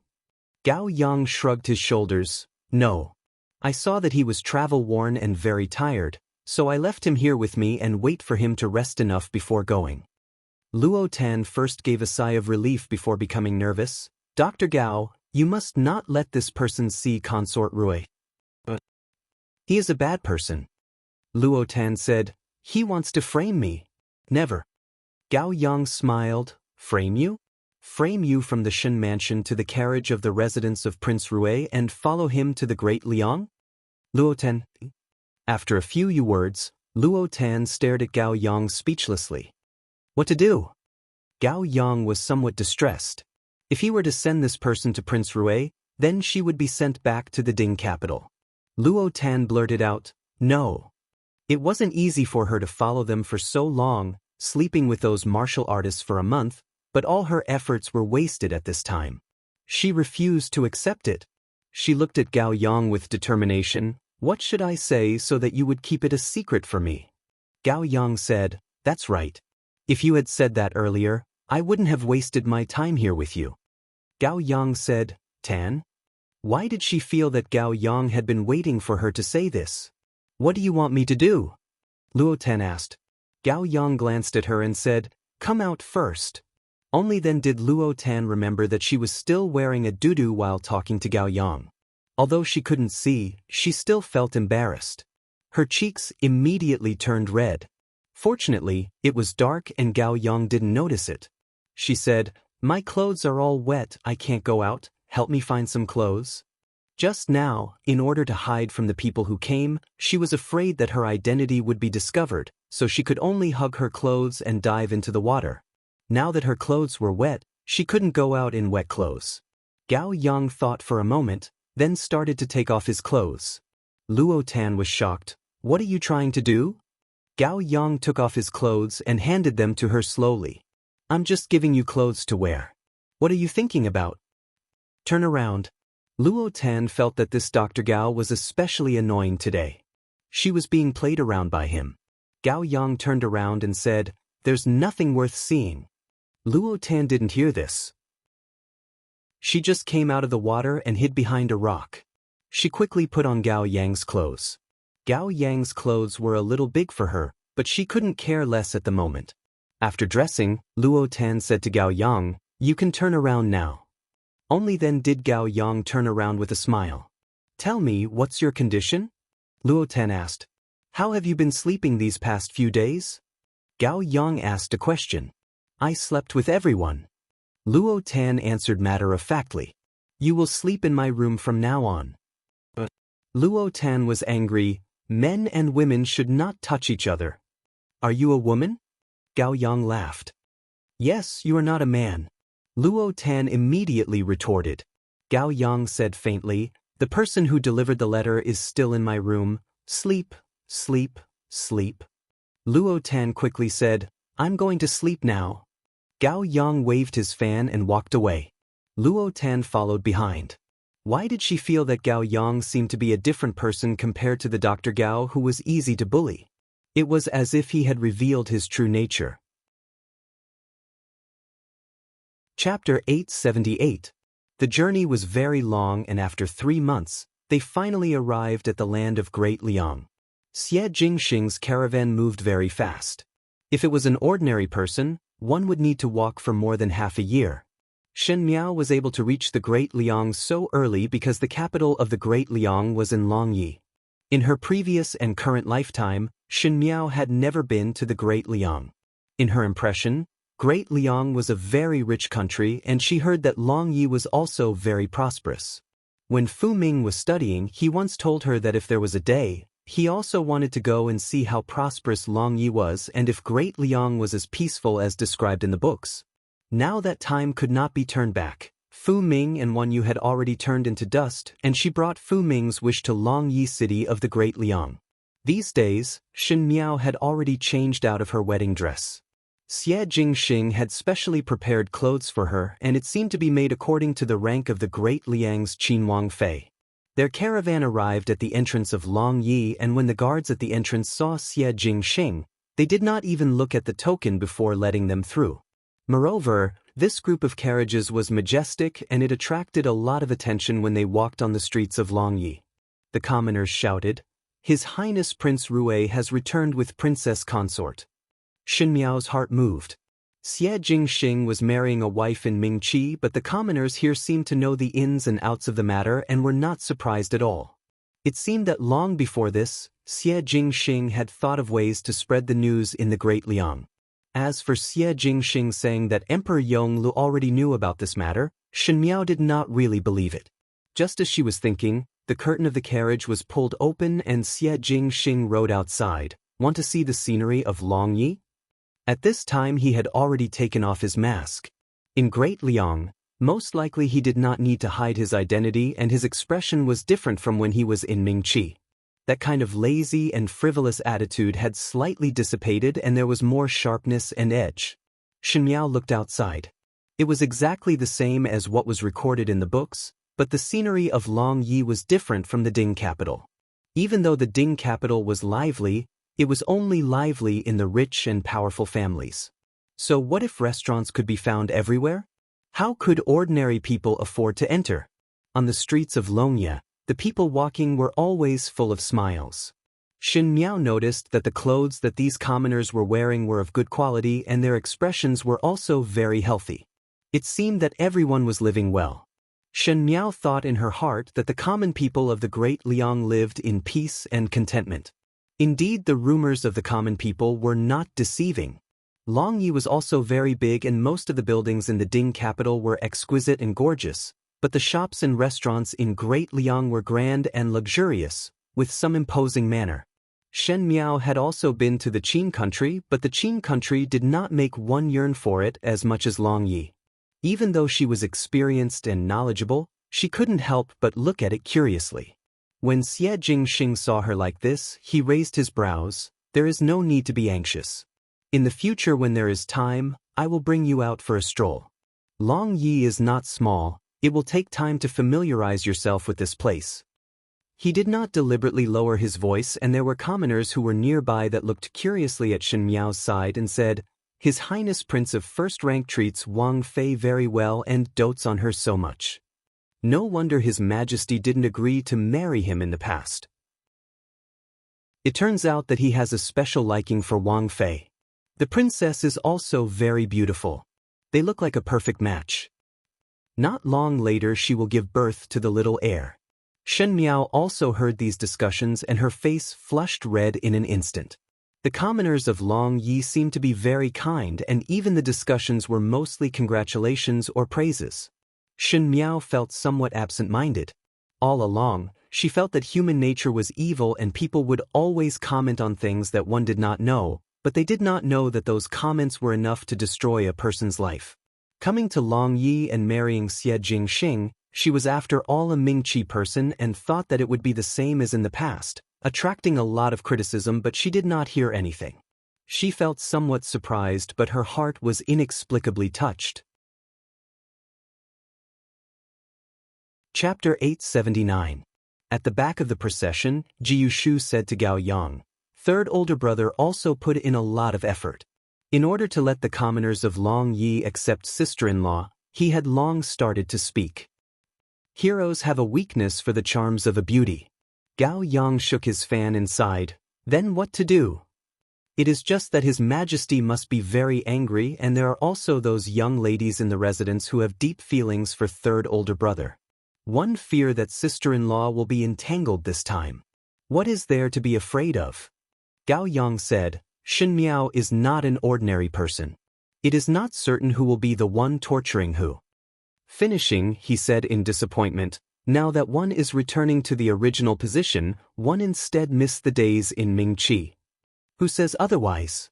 Jiu Shu also sighed and patted Gao Yang's shoulder and said with a tone of a fellow sufferer, Let's go. The great Liang's palace occupied a wide area, and there were many buildings and side halls that were connected together. There were golden glazed tiles and bright red pillars. Most likely it was because the imperial family liked gold and red that the entire palace had a sense of majesty. The stone lion at the entrance was mighty and arrogant. On the dragon throne that was made of gold, a golden dragon was hovering, and the dragon's head was at the back of the chair with 2 red gems. The dragon's tail was entwined to the armrest, and the fine scales on the tip of the tail were carved vividly, as if in the next moment it would fly up to the 9 heavens from the dragon throne. At this moment, there was no one in the empty court hall, and there was only the man sitting on the dragon throne. He sat upright and dignified, but one did not know why. At this moment, when the sun was about to extinguish and the candles in the palace were not lit, when the light dimmed inch by inch, that dignified figure seemed especially lonely and lonely. There was a sound of footsteps in the great hall. A female slowly walked over with a long tail and wearing a 9 phoenix crown on her head. She had a gentle smile as she walked towards the man sitting on the dragon throne. She said, Your Majesty is sitting here alone again, and did not even inform this concubine. That man then raised his head and seemed to see the person who came. So it is the Empress. Empress Xianda smiled gently. What matter is Your Majesty troubled about? Jingxing has returned today. Emperor Yonglu rubbed his forehead. He also brought back that Mingqi female. I've told him countless times to cut off all contact with that woman. Not only did he not listen, he also intercepted my men, acted first and reported later, married that woman back to Great Liang and brought her to Long Yi, and even made her the legal concubine. Does Your Majesty not like Shen Miao? Empress Xianda's voice was soft. Those who are not of my race must have a different heart. Emperor Yonglu only said 8 words. 8 words, but also represented his meaning. Those who were not from the Great Liang would naturally not do things that were loyal to the Great Liang. His Majesty doesn't like Shen Miao, but Jingxing does. Empress Xianda said, otherwise one would not have traveled thousands of miles to marry Shen Miao back to Long Yi, would not have sent 99 sets of betrothal gifts, and would not have built a good reputation for Shen Miao among the common people. After a pause, she then said, "And would not have disobeyed His Majesty." "Foxy charm, Lord," Emperor Yongle said in a deep voice, but there was suppressed anger in his voice. Perhaps Shen Miao really has some outstanding points. Empress Xianda comforted, "Jing Xing is a child who has his own ideas. Your Majesty had picked so many beauties for him but did not fancy them. Now that he is willing to do this for Shen Miao, there must be a reason." "Your Majesty is not willing to believe Jing Xing once? It is not that Zhen does not believe him, but Zhen does not believe Shen Miao," Emperor Yongle said. "But your Majesty also have no other way, is it not so?" Emperor Yongle looked at the other with some displeasure. "Is Empress trying to say that Zhen is incapable?" "Of course not." Empress Xianda smiled. "Your Majesty is ultimately unable to harden your heart against Jing Xing. That is why Jing Xing would be so unscrupulous and act first and report later. Naturally, it was because he knew that His Majesty would not really punish him out of anger." Chapter 880. What you said is right. After a long while, Emperor Yongle replied, "But there is no more time. It does not matter who Jing Xing marries, as Zhen do not want to control him, but he cannot bring back variables. That woman's identity is too special, and if Jing Xing were to listen to her words, it might bring about changes to the situation in the future. Zhen will not allow such a thing to happen. There is no more time." Emperor Yongli's voice was deep. "For the great cause of the country, Zhen can sacrifice anything, and there is nothing that cannot be ruthless." He said, "Let both of them make a trip to the palace tomorrow. Zhen want to see what kind of female can confuse his mind and also remind him not to forget his own identity. Do not forget his own nature just because he stayed in Mingqi for 2 years." Empress Xianda's brows slightly wrinkled. "Zhen let him marry an imperial consort, and Zhen can also let him take a side consort." Finishing, he stood up and walked down the long stairs and out of the quiet main hall. Empress Xianda stood at the same spot and her eyes seemed to be sad. After a moment, she sighed and followed out.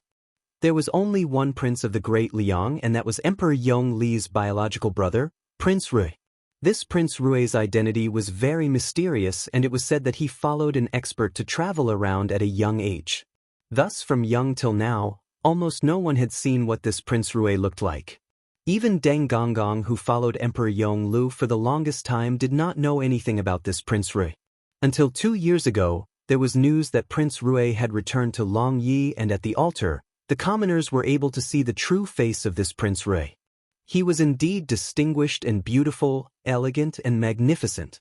The hearts of the young ladies and daughters-in-law of Longyi were tied to this Prince Rui.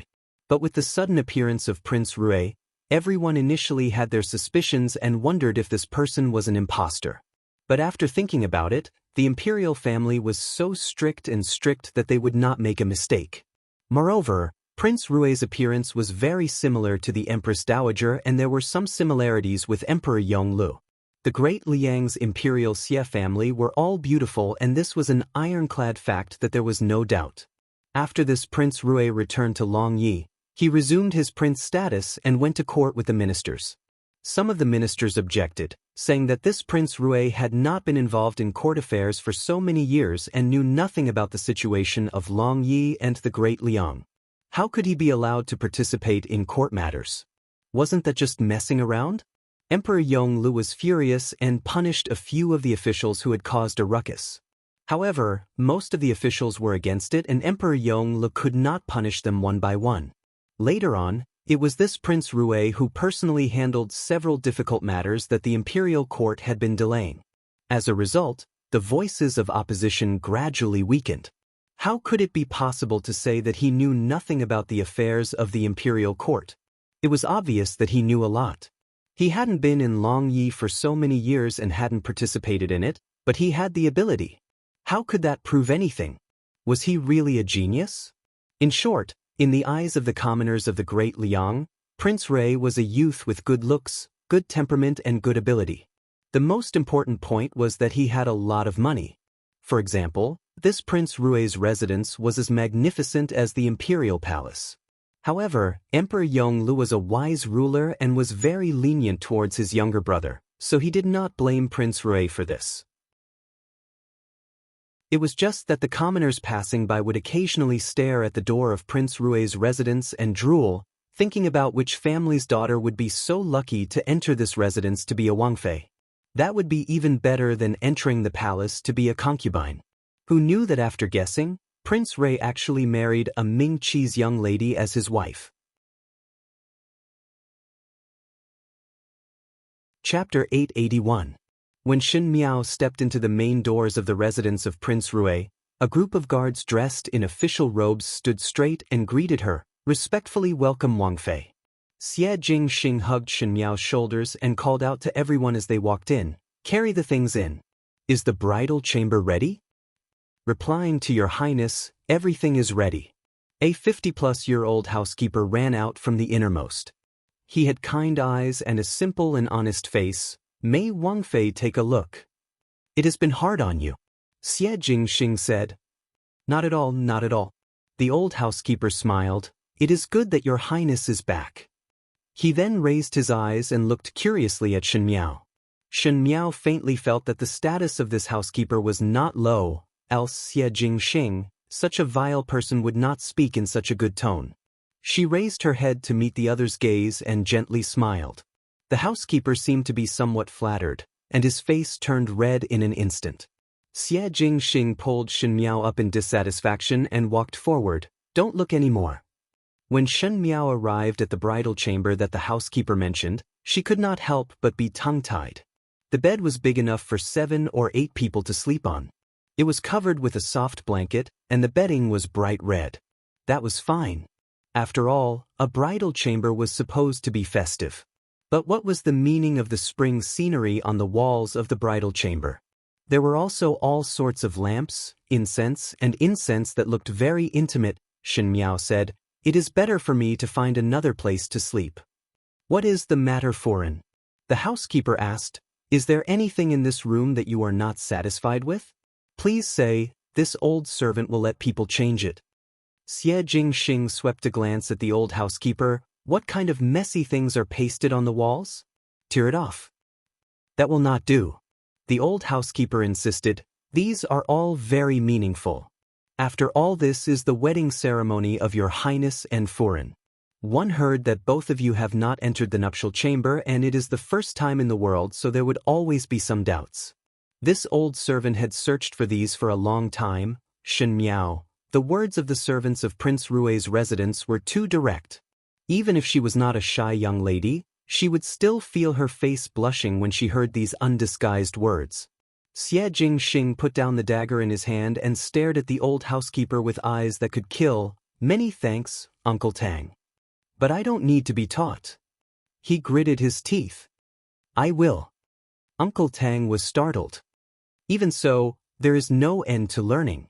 Shen Miao flicked her sleeves and walked out of the door. Really cannot listen to this conversation.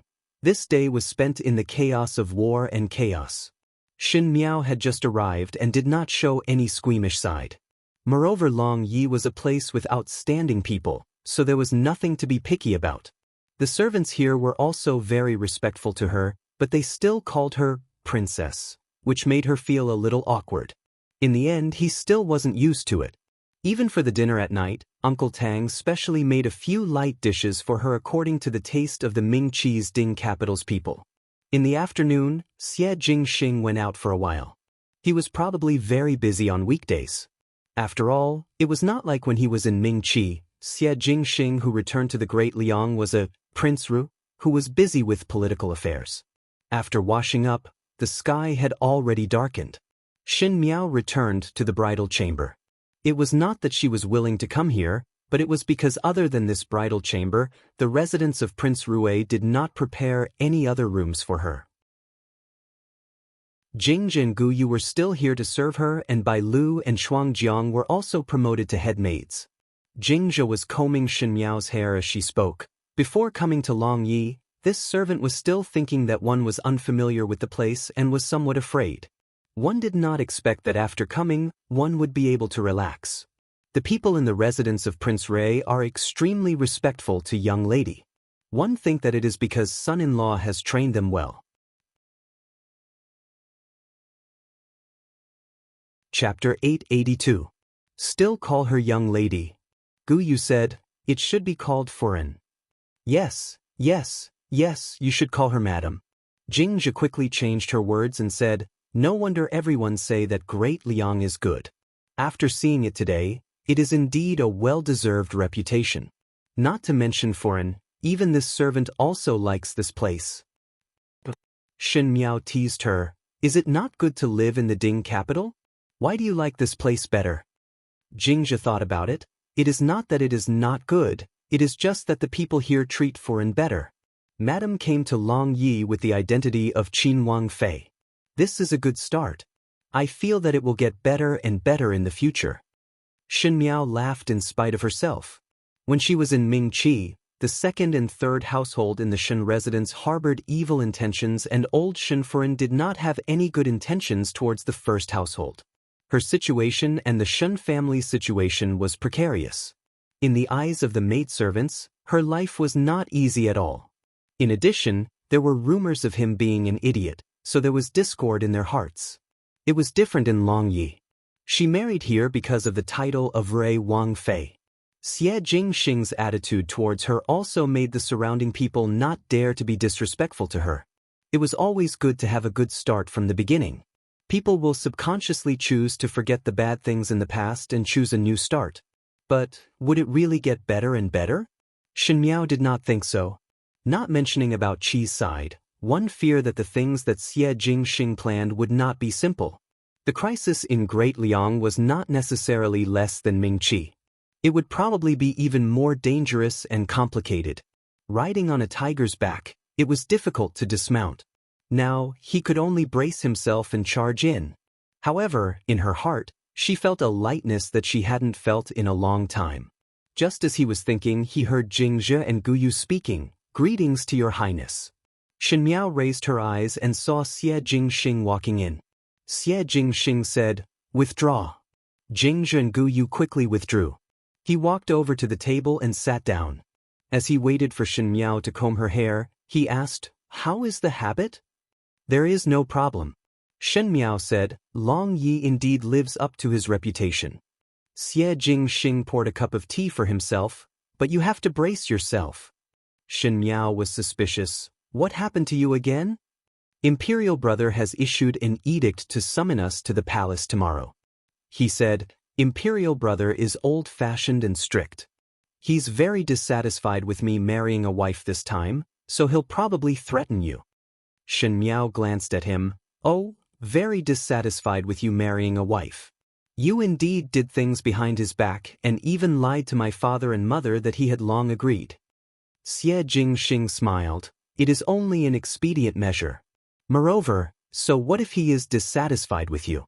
There are many people in the world that are dissatisfied with you, and Mingqi is like the carps crossing the river. Did you not send them? He made a beheading gesture and lazily said, send them on their way? Shen Miao also smiled and said, are you hinting at something? That is not the case. Xie Jingxing said, our Xie family is not the same as the Fu family. We will not commit fratricide. Shen Miao said, one did not see that you all are people with feelings and righteousness. Do not believe? Xie Jingxing asked. Shen Miao shook her head. The imperial family has been emotionless since ancient times. Now the intimacy is only because you all do not have any interest in entanglements, or it could be said that you are standing on the same side. When one day your standpoint is different, or if you want to snatch something, you will still take action to protect your own share. At that time, there would be no need to talk about brothers. Even though she tried her best to speak calmly, there was an involuntary sense of disgust in her words. Xie Jingxing's sharp eyes stared at her for a long time, and Shen Miao felt somewhat uncomfortable under his gaze before asking, why are you looking at me for? Chapter 883. He shook his head and sighed before smiling. You seem to not believe in the feelings between the imperial family. Shen Miao pursed her lips and did not say a word. One could not blame her for not believing. In her previous life, she was in the palace, and as the mistress of the 6 palaces, she had seen many things that were unknown to others. In this world, a woman's life was bitter, mostly because of love. Even Mei Furen had fought with her for most of her life, but it was all because of a man's favor. But the men in the palace were different. She had seen princes who loved their concubines in every possible way, and the next day they would send their concubines to their advisors just to win them over. She had also seen that in order to balance the various forces, childhood sweethearts would compromise to become a wife of equal status, and then marry the daughter of a high-ranking official in a sedan chair. Males would abandon females like a pair of worn-out shoes, and males would not be willing to sacrifice their lives for their brothers. There were many cases of brothers killing each other and father and son killing each other. After seeing so many of these things, Shen Miao found it hard to believe what imperial family affection was. Perhaps there was, but she refused to believe it. You will understand in the future. Xie Jingxing shook his head and changed the topic. Imperial older brother is not much of a person, but is still a good emperor. It is just that to you, it is not possible to be friends. Shen Miao thought that only Xie Jingxing would be able to say such things about Emperor Yonglu. You do not need to be afraid even if he threatens you. With me around, no one would dare to touch you. Xie Jingxing continued, Imperial sister-in-law is a good person and can be friends. In the future, if there is a chance, you can talk to her more. Shen Miao's heart moved. Xie Jingxing seemed to be explaining something to her. You are not going tomorrow? She asked. But, afraid to be alone? Xie Jingxing saw her frown and said, I will go with you. It is just that imperial older brother will definitely send me away. If he said anything to you, you do not need to take it to heart and just treat it as dog fart. Shen Miao was silent for a long time. Understood. Xie Jingxing smiled and propped his chin up as he looked at her. Shen Jiao. What? Feel that after you came to Long Yi, you have become much more well-behaved. His eyes were full of smiles. Do not worry. Husband will not abandon you. Shen Miao took a deep breath and placed the comb on the dressing table before standing up. I am going to sleep. When are you leaving? Xie Jingxing raised his eyebrows. Why would I leave my bridal chamber? Shen Miao's eyes widened and Xie Jingxing also stood up and lay down on the bed. Shen Miao, shouldn't this kind of thing be tacit? Weren't all the novels about fake couples where one would sleep in the study room and the other in the bridal chamber? How could Xie Jingxing be like this? She said, then I'll go out to sleep. Before she finished speaking, her arm was suddenly pulled by someone and Shen Miao did not have the time to stand firm and fell onto the bed. A pair of strong arms supported her, but it just so happened that she was in his embrace. The tip of Shen Miao's nose was filled with the pleasant green bamboo scent from the man's body, but his chest was heaving up and down and his breathing was warm.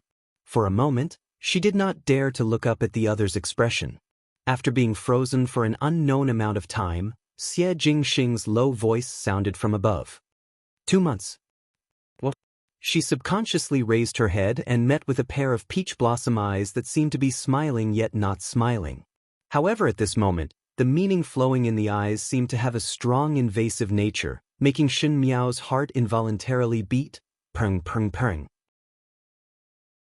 Xie Jingxing hugged her and lazily said, I will give you 2 months' time. After 2 months, I will not be able to bear it anymore. Shen Miao was startled. Xie Jingxing's lips hooked up and his smile was evil and meaningful. He said, being a gentleman is not my hobby. I have never been a good person. Shen Miao suddenly jumped up and said, I will sleep in the study. Xie Jingxing pulled her back and said, I will sleep outside. Shen Miao did not dare to look at his eyes. Previously in Mingqi, there were still people from the Shen mansion, so Xie Jingxing did not dare to be presumptuous. Now she did not have any acquaintances in Long Yi, and the most important thing was that she had no way to refuse. She and Xie Jingxing were husband and wife, and everything that she did was what she should do. Xie Jingxing pushed the door open and seemed to leave in a happy mood. Shen Miao caressed her heart, which was still beating fiercely. After Xie Jingxing left Mingqi and returned to Great Liang, he indeed became more presumptuous. It was as if when he was in the Ding capital, he still restrained some of his temper, but now he showed his original side in front of Shen Miao without any scruples. How did the husband and wife in this world get along? Shen Miao thought that in her previous lifetime, She did not know how a real husband and wife got along. Thus in this lifetime, she had some experience in other matters, but in this matter, she was still like an ignorant child. After a long while, Shen Miao recovered to her senses and simply covered her head with the quilt and fell down. When the car arrives at the mountain, there will be a road, and when the boat arrives at the bridgehead, it will naturally be straight. Other matters would have to rely on the road of the previous lifetime, but for this matter, in this lifetime, one would grope around and let nature take its course. Chapter 884. On the morning of the second day, Shen Miao followed Xie Jingxing to the palace to see Emperor Yonglu. Because it was the first time they met, she still had to wear the prince consort grade attire. When Xie Jingxing came out, Shen Miao could not help but be surprised. The great Liang and Ming Qi's attire were definitely different. The Ming Qi's was more exquisite and beautiful, while the great Liang's was more elegant. Xie Jingxing wore a purple gold robe embroidered with a qilin, an official's hat, green boots and an agate belt, which made him look very dignified. After taking off his usual frivolous appearance, he seemed somewhat unapproachable. After Shen Miao ate with him, they rode the carriage to the imperial palace. Because of last night's matter, Shen Miao felt somewhat uncomfortable, but Xie Jingxing seemed to be very satisfied with her appearance. In the carriage, he deliberately mentioned it, and his words were quite nasty. Shen Miao thought that this person was really unscrupulous because he was in the great Liang. But because it was the first time seeing Emperor Yonglu, her heart was somewhat heavy, but because of Xie Jingxing's jesting, she felt much more relaxed.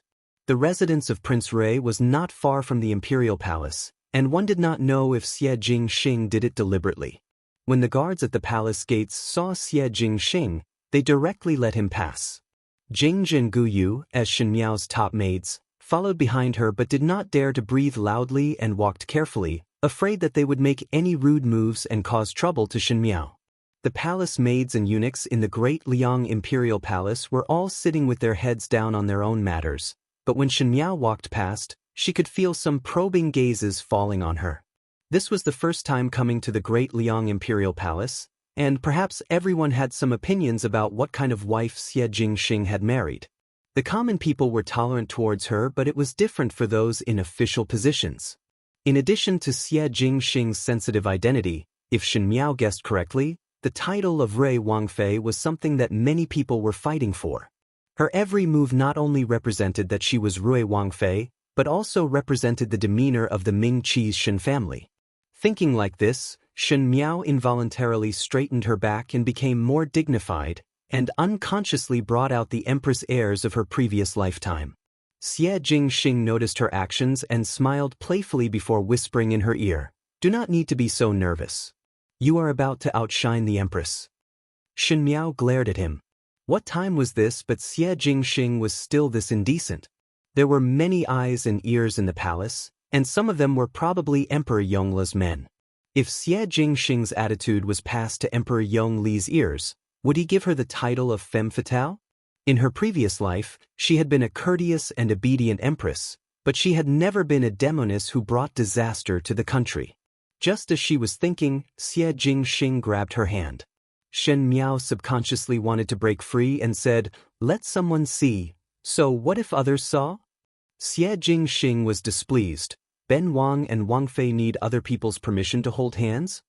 Shen Miao still wanted to say something but saw that she had already followed Xie Jingsu to a side hall, and there was a fat eunuch standing outside the door. When he saw both of them, he said, "Your Highness the Prince of First Rank is well. His Majesty and her Ladyship have been waiting for a long time." One did not know if it was intentional or unintentional, but he did not greet Shen Miao. "Deng Gonggong, this is this prince's beloved wife." Xie Jingxing did not want to let it go and pushed Shen Miao to the front. "Why are you not greeting?" Shen Miao rolled her eyes at Xie Jingxing in her heart. This Deng Gonggong was obviously under his master's orders to treat her like this. Who is this master? Other than Emperor Yonglu, who else could it be? Since it was Emperor Yongli's view, not only did Xie Jingxing not go along with it, he even deliberately dug it out. Were they here to quarrel today? Deng Gonggong's smile did not change and immediately spoke according to the person. He looked at Shen Miao and said, So it is Princess Consort. This servant has eyes but cannot see. Beg Princess Consort for forgiveness.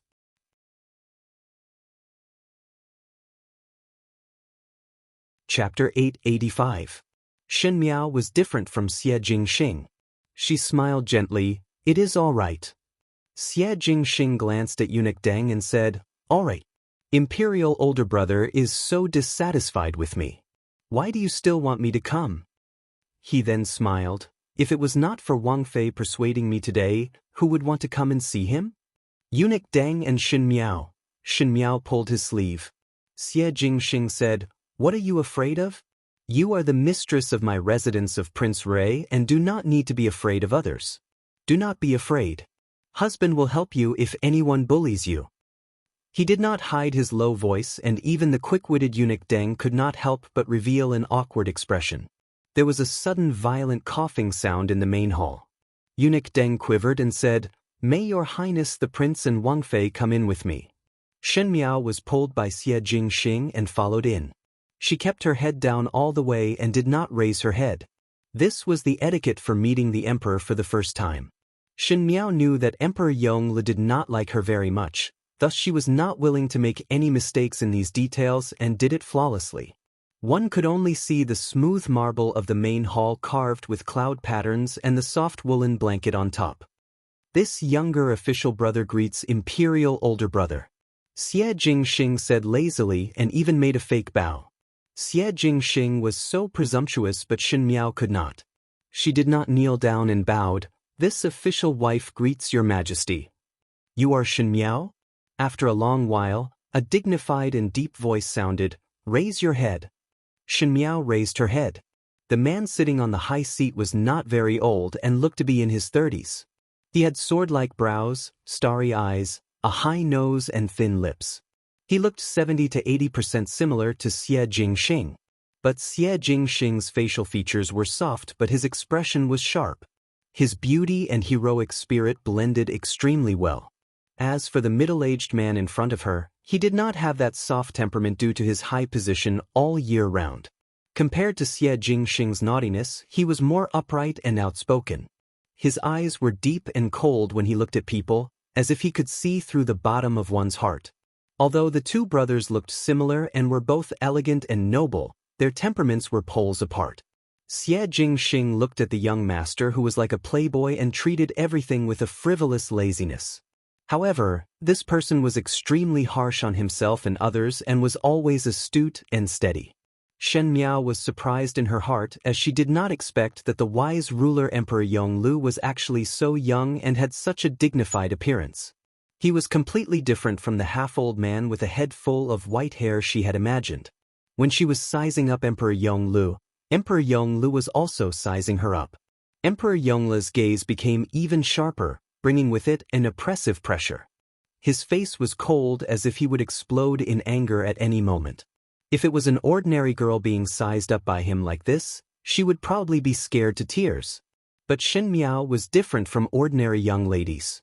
Previously, when she was facing Fu Xiuyi's cold face towards her was much more than this.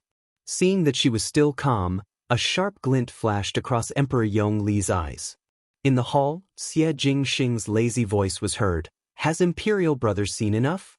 If I look any longer, I will feel uncomfortable. Shen Miao paused for a moment and could not hide the surprise in her heart. She had been guessing what was the relationship between Xie Jingxing and Emperor Yongle. She also faintly sensed that these two brothers should be more sincere than the imperial brothers of Mingqi, but she did not expect that Xie Jingxing dared to speak to Emperor Yongle like that. Moreover, Emperor Yongle was not angry at all. In the imperial family, there were many rules, and in addition to the subtle position they held, it was impossible to have brotherly feelings like the commoners. It was already a luxury for brothers to not harm each other and be friendly. Moreover, Xie Jingxing had been in Mingqi for so many years, but now he and Emperor Yongle were like ordinary brothers that lived together since young. Chapter 886. Jingxing, Bengong will also get angry if you say it like this. A smiling voice was heard and Shen Miao's eyes landed on the female beside Emperor Yongle. One think that this was Emperor Yongli's wife, the Empress of the Great Liang, Empress Xianda.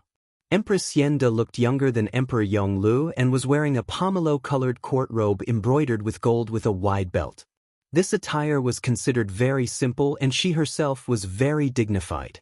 One look and one could tell that she was a well-educated female from a wealthy family, intelligent and calm. She sat beside Emperor Yonglu and smiled at Xie Jingxing. Shen Miao also remembered that Xie Jingxing had praised Empress Xianda before. There were not many females that could be praised by such a picky person like Xie Jingxing, and since Empress Xianda could become one of them, naturally there was something special about her. Even if Xie Jingxing did not say anything, Shen Miao also had a good impression of Empress Xianda because of her elegant and calm bearing. Even Shen Miao, who was an empress in the previous lifetime, felt ashamed of her inferiority. Jingxing's wife, Ming Qi's Shen family's young lady. Empress Xianda nodded her head at her and smiled gently. Ben Gong had always been curious what kind of young lady could make Jingxing change his heart. Now that one see it, one understand that Jingxing's eyesight is not bad. Shen Miao repeatedly said that she did not dare. Empress Xianda's praises made Emperor Yongle dissatisfied. He glanced at Empress Xianda and seemed to be somewhat unhappy but said in a deep voice, "The rules of Ming Qi and the Great Liang are different. Since one is married to the Great Liang's wife, one must follow the Great Liang's rules." Imperial older brother. Xie Jingxing interrupted his words. This younger brother will naturally teach him the rules. If it is not taught, Imperial older brother need not worry. This younger brother will deal with the people of Prince Rui's residence and Imperial older brother can just take care of your own matters. Xie Jingxing was so protective of Shen Miao and did not give any face to Emperor Yonglu in front of her. Emperor Yonglu finally got angry and said, "You just protect your wife like this? Zhen is not allowed to say one more sentence? Do you want Zhen to let you sit in this position? Forget it." Xie Jingxing waved his hands without a care. This younger brother is not interested. This younger brother is not interested. It is not easy for this younger brother to marry a young lady, and if the wife runs away, what will this younger brother do? A lonely life? Shen Miao. If Xie Jingxing was Fu Xiuyi's brother and spoke to Fu Xiuyi like this, one fear that he would have died 8 or 10 times. Emperor Yongle stood up and gave Shen Miao a threatening look before he flicked his sleeves and left. Halfway through, he saw that Xie Jingxing was still standing by Shen Miao's side and did not have the slightest intention to follow, so he immediately flew into a rage. "Get over here." Xie Jingxing was helpless and said to Empress Xianda, "Imperial Saw, I will leave Jiao Jiao to you." He then said to Shen Miao, "I will come and pick you up after the matter is settled." After Xie Jingxing and Emperor Yongle left, Empress Xianda then smiled gently and stood up to walk to Shen Miao's side. "The room is strangely stuffy. Since you have never been to the Great Liang's imperial palace, Ben Gong will also bring you around." Shen Miao quickly complied. The descendants of Emperor Xianda were very good and did not have the airs of an empress. The two of them strolled around in the imperial garden. On the way, Empress Xianda asked her if she had gotten used to Longya. Her words were like an intimate eldest sister, making one's heart feel warm. Ever since Jingxing returned to Longya, Ben Gong had not seen him fall in love with any young lady for the past few years. Originally one thought that it was impossible for him to like any young lady, but one did not expect that he would marry a wife in Ming Qi. Even though it was somewhat unexpected, one's heart was very comforted. Otherwise, Ben Gong would worry that he would not look for a young lady for the rest of his life and be alone. When Shen Miao heard it, she smiled. How would the prince of first rank be alone? When he was in Ming Qi, there were many young ladies who adored him, so no matter what, he would not be alone.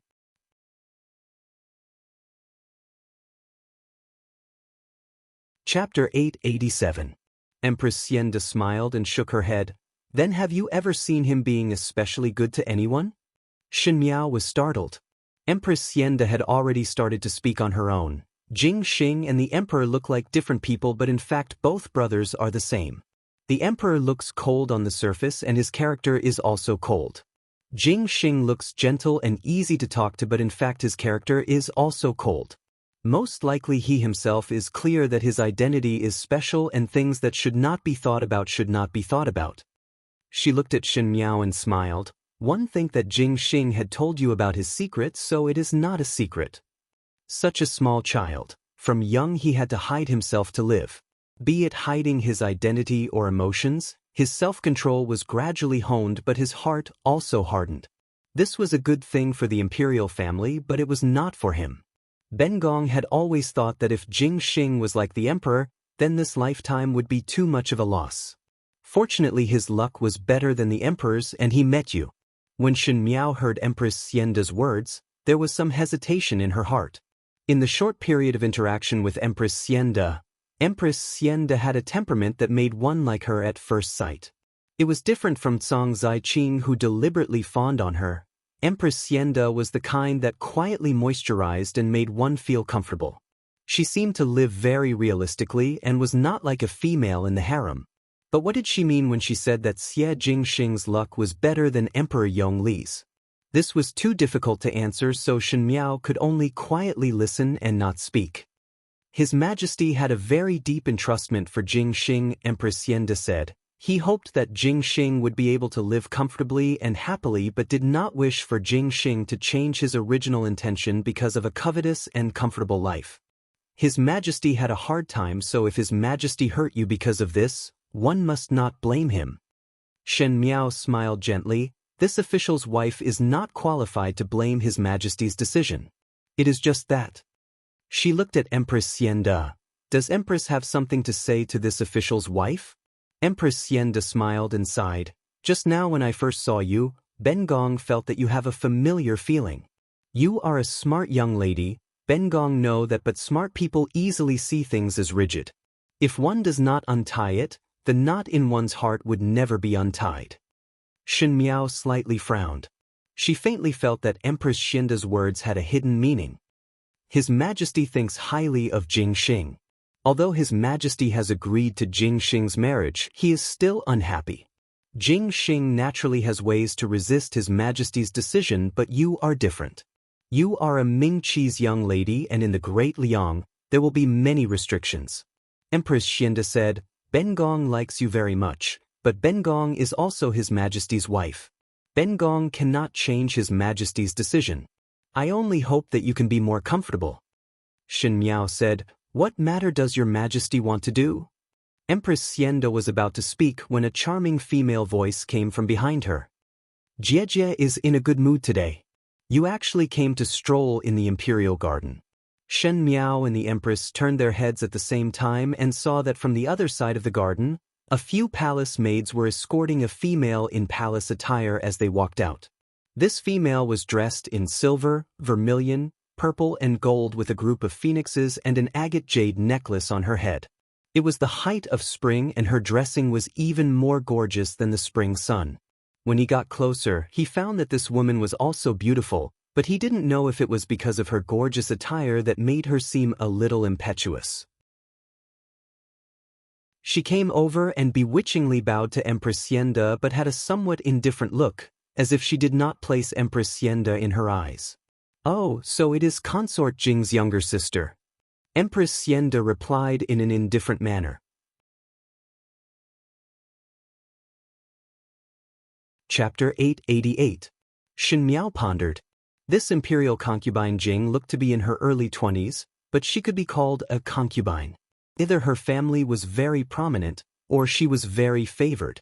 But Shen Miao felt that compared to Empress Xienda, other than being younger and more beautiful, this imperial concubine Jing's temperament was much less than Empress Xienda's. She really couldn't see how she was worthy of Emperor Yongli's favor. That imperial concubine Jing seemed to have just noticed Shen Miao and asked, This one is very unfamiliar. Which Fu's foreign is she? Shen Miao was now dressed as a married woman and combed her hair. Because of this, even though her face was tender, no one would think that she was an unmarried young miss of an official's family. This is Prince Rui's foreign, Rui Qinhuang Fei. Empress Xienda didn't seem to want to introduce Shen Miao to imperial concubine Jing and said simply. When she said this, imperial concubine Jing's expression changed. When she heard this, she first called out in surprise, Rui Qinhuang Fei? Then she examined Shen Miao from top to bottom. Unlike Emperor Yongla's sharp examination, not to mention Empress Xianda's kind observation, this one's gaze was very rude, as though she was examining something. After she finished looking, she snorted and said in a neutral tone, "Originally, I thought that you were a great beauty that would make Rui Qinhuang travel thousands of miles to marry you back to Daliang. Now," she smiled harshly, "it's probably my eyes that are not good. I really can't see anything special." Shen Miao didn't know what relationship she had with this one, so she was cautious and didn't speak. Empress Xianda's expression became cold. She said, "There are very few people that Imperial concubine Jing can see as special." Shen Miao was surprised that Empress Xianda would get angry at Imperial concubine Jing for her. She also felt that this Empress Xianda was similar to Emperor Yongla. But Empress Xianda's mocking words didn't have any effect. She didn't know if Imperial concubine Jing understood. Imperial concubine Jing looked at Shen Miao and suddenly smiled, saying, "It seems that Jejia has a good relationship with Rui Qinhuang Fei and came to visit the garden together. I wonder if Jejia is whispering something to Rui Qinhuang Fei? You should say something. Rui Qinhuang Fei has just arrived and doesn't know many things." Shen Miao looked at concubine Jing. Concubine Jing chuckled and said, "That makes sense. Lord Rui is so busy every day. How could he have time to talk about the great Liang with consort Rui? Speaking of which, a few days ago, my fourth sister asked when His Highness Lord Rui would come back. She said that she had learned a piece of music and wanted His Highness Lord Rui to give her some pointers." Xianda Empress said angrily, "Jing Fei." Realization dawned on Shen Miao. She was wondering why concubine Jing would target her for no reason. So that was the reason. Thinking of how Xie Jingxing was liked by the ladies in Mingqi, in Daliang with the identity of the Rui king, there would be endless girls. Now that she had just arrived, she was already hated by others. Concubine Jing looked at Shen Miao with a smile and said, "If consort Rui has nothing to do, you can invite my fourth sister to the manor. My fourth sister likes to make friends. If consort Rui has nothing to do, it's good to have more sisters." Multiple sisters? Shen Miao sneered in her heart. It was more like having more sisters in the inner courtyard. She originally wanted to deal with it lightly, but when her eyes landed on the white jade thumb ring that Xie Jingxing put on for her, Shen Miao suddenly changed her mind. She smiled and said, "I'm afraid that won't do." Concubine Jing was stunned and Xianda Empress was also stunned. She didn't think that Shen Miao would say that. "His Highness has handed over everything in the Rui King's manor to me to manage, from the large silver to the small business, the servants and guards. I'm so busy that I'm afraid there won't be time to entertain guests." Shen Miao smiled gently and seemed to be slightly apologetic. This subject's wife is a newcomer and His Highness trusts this subject's wife. This subject's wife doesn't dare to disappoint. If fourth mislikes, you can go and find His Highness. This subject's wife doesn't have the time. Chapter 889. These words made Jing Fei speechless, but there was a ball of fire in her heart. Shen Miao's words looked warm and gentle, saying that she did not have time to accompany guests, but in fact it was a blatant show-off. Look, Prince Rui doted on her so much that he let Shen Miao take care of everything in the prince residence. This was naturally because the prince residence only had Shen Miao as a female master, but if he did not dote on one person, there was no need to hand over all the shops, servants and guards to her, right? If this went on, it would be better to say that Rui Wangfei was also managing Prince Ru. Rui Wangfei was using different ways to show off how high her position in the prince residence was. Shen Miao was busy with official matters and secretly trampled on Jing Fei's fourth younger sister. She had nothing to do all day and ran to other people's residence to cause trouble. It was really not considered as virtuous. The corner of Empress Xianda's lips slightly rose. Jing Fei was so angry that her face turned green. But Shen Miao usually did not make enemies with others, especially when she was unfamiliar with the place and people. It was just that at this time Jing Fei provoked the anger in her heart, and if she did not fiercely turn the tables, wouldn't everyone be able to step on her head in the future? The timing, location and people were all right, and there was also Xie Jingxing supporting her from behind. If she were to give way, she would be a fool. Shen Miao smiled gently. One heard that a kind-hearted female would be the most sympathetic. Jing Fei is so worried that this official's wife would be lonely and want to find sisters to accompany this official's wife. One think that you would feel the same way. Most likely that Jing Fei would also have lonely times. It would be better to find a few sisters to sit in the palace in the future. That way Jing Fei would be much happier. Jing Fei was so angry that she almost could not breathe. Shen Miao's words were right. Jing Fei wanted Shen Miao to invite her fourth younger sister to sit in the residence and wanted her to have more sisters in the inner courtyard. Shen Miao was also a clever person and immediately returned the favor and let Jing Fei have a few more sisters in the palace. Jing Fei gritted her teeth in hatred. She was in the prime of her youth, but a few years had passed. There were so many beauties that entered the palace every year, and the favor of the emperor was the most precious. If there were a few more sisters that could cause the downfall of nations, how would she live? This Ruangfei has such a sharp mouth. Empress Yenda smiled and said, "So Jing Fei Mimi is lonely. This is easy to handle. Tomorrow, I will mention to His Majesty that the palace is a bit quiet these days. It's time to add a few new sisters." Jing Fei instantly panicked and said, "Not lonely, I'm not lonely." Empress Yenda's position as the Empress was stable. It naturally didn't matter to her if there were a few more sisters. But Jing Fei was at a time when she was favored. It was terrifying that she would be divided. Shen Miao was grateful that Empress Yenda pushed the boat with the current. Even though she knew that Empress Yenda was only saying it, she still said seriously, "Consort Jing should not decline. Since one is considerate towards this subject's wife should return the favor." She said it as if Consort Jing should thank her. Pfft. Someone's chuckle came from not too far away. The few of them turned around and saw Emperor Yonglu and Xie Jingxing standing at the back of the garden. As they were hidden by the bushes, they did not notice the two of them. They did not know how long they had been listening. Emperor Yongli's expression was cold and one could not tell if he was happy or angry. He only said blandly, "Prince Ru, this wife of yours is born with a sharp tongue." In the end he was somewhat unhappy. It seemed that Shen Miao and Empress Xienda deliberately teasing Jing Fei had been heard. Jing Fei ran towards Emperor Yonglu, feeling wronged. "Your Majesty." Xie Jingxing walked over and patted Shen Miao's head, as if he was praising the white tiger cub in his backyard. He said in a gratified voice, "Jiao Jiao is really sensible and knows to take the initiative to care about other people's feelings." He then swept a glance at Emperor Yonglu. Since Jing Fei wants sisters, then imperial older brother should comply. It is not like the palace cannot afford to raise idle people. When Jing Fei heard this, her heart was anxious and flustered. She bit her lips as she looked at Emperor Yonglu, putting on a pitiful appearance. Shen Miao wanted to laugh. Jing Fei came brandishing her claws but was a brainless one.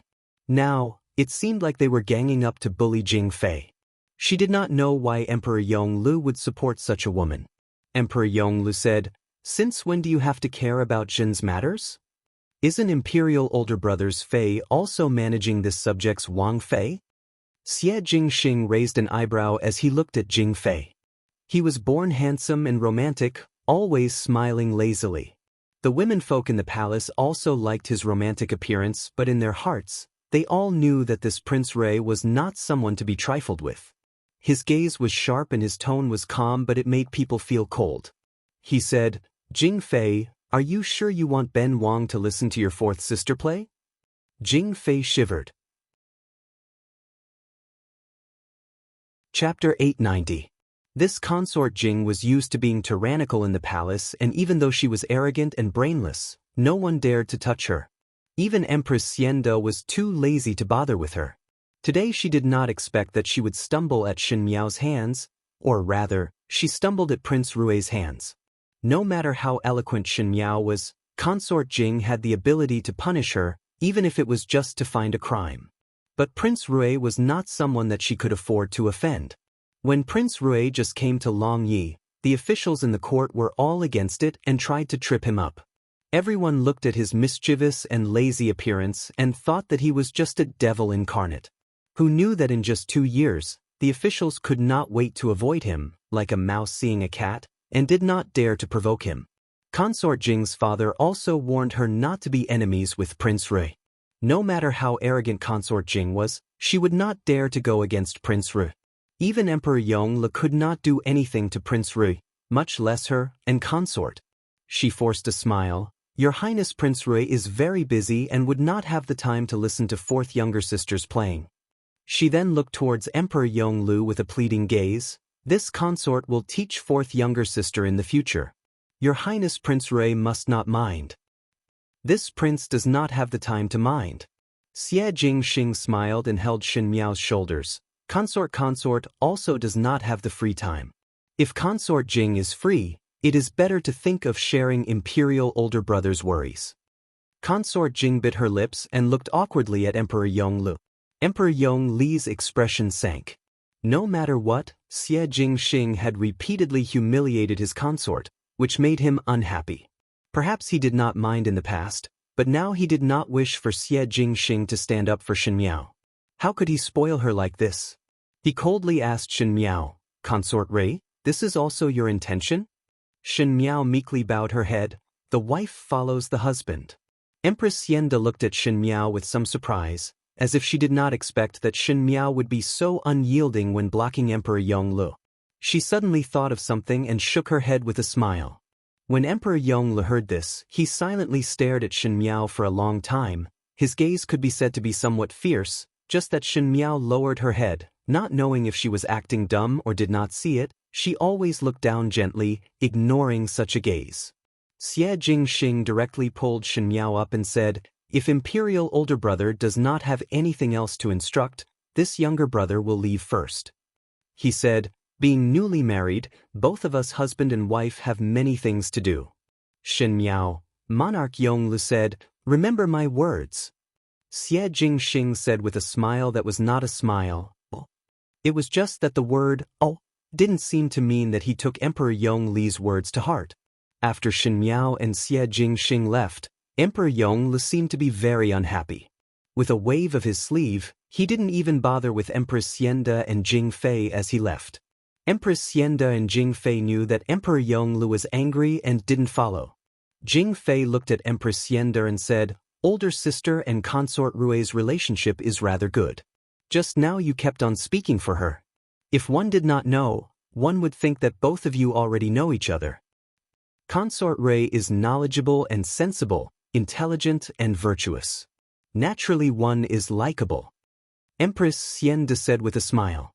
But older sister must not forget that she is a Ming Qi's person. Jing Fei said fiercely, who knows what Ming Qi's people are planning to come to the Great Liang. Older sister must help her and not drag yourself into the water in the future.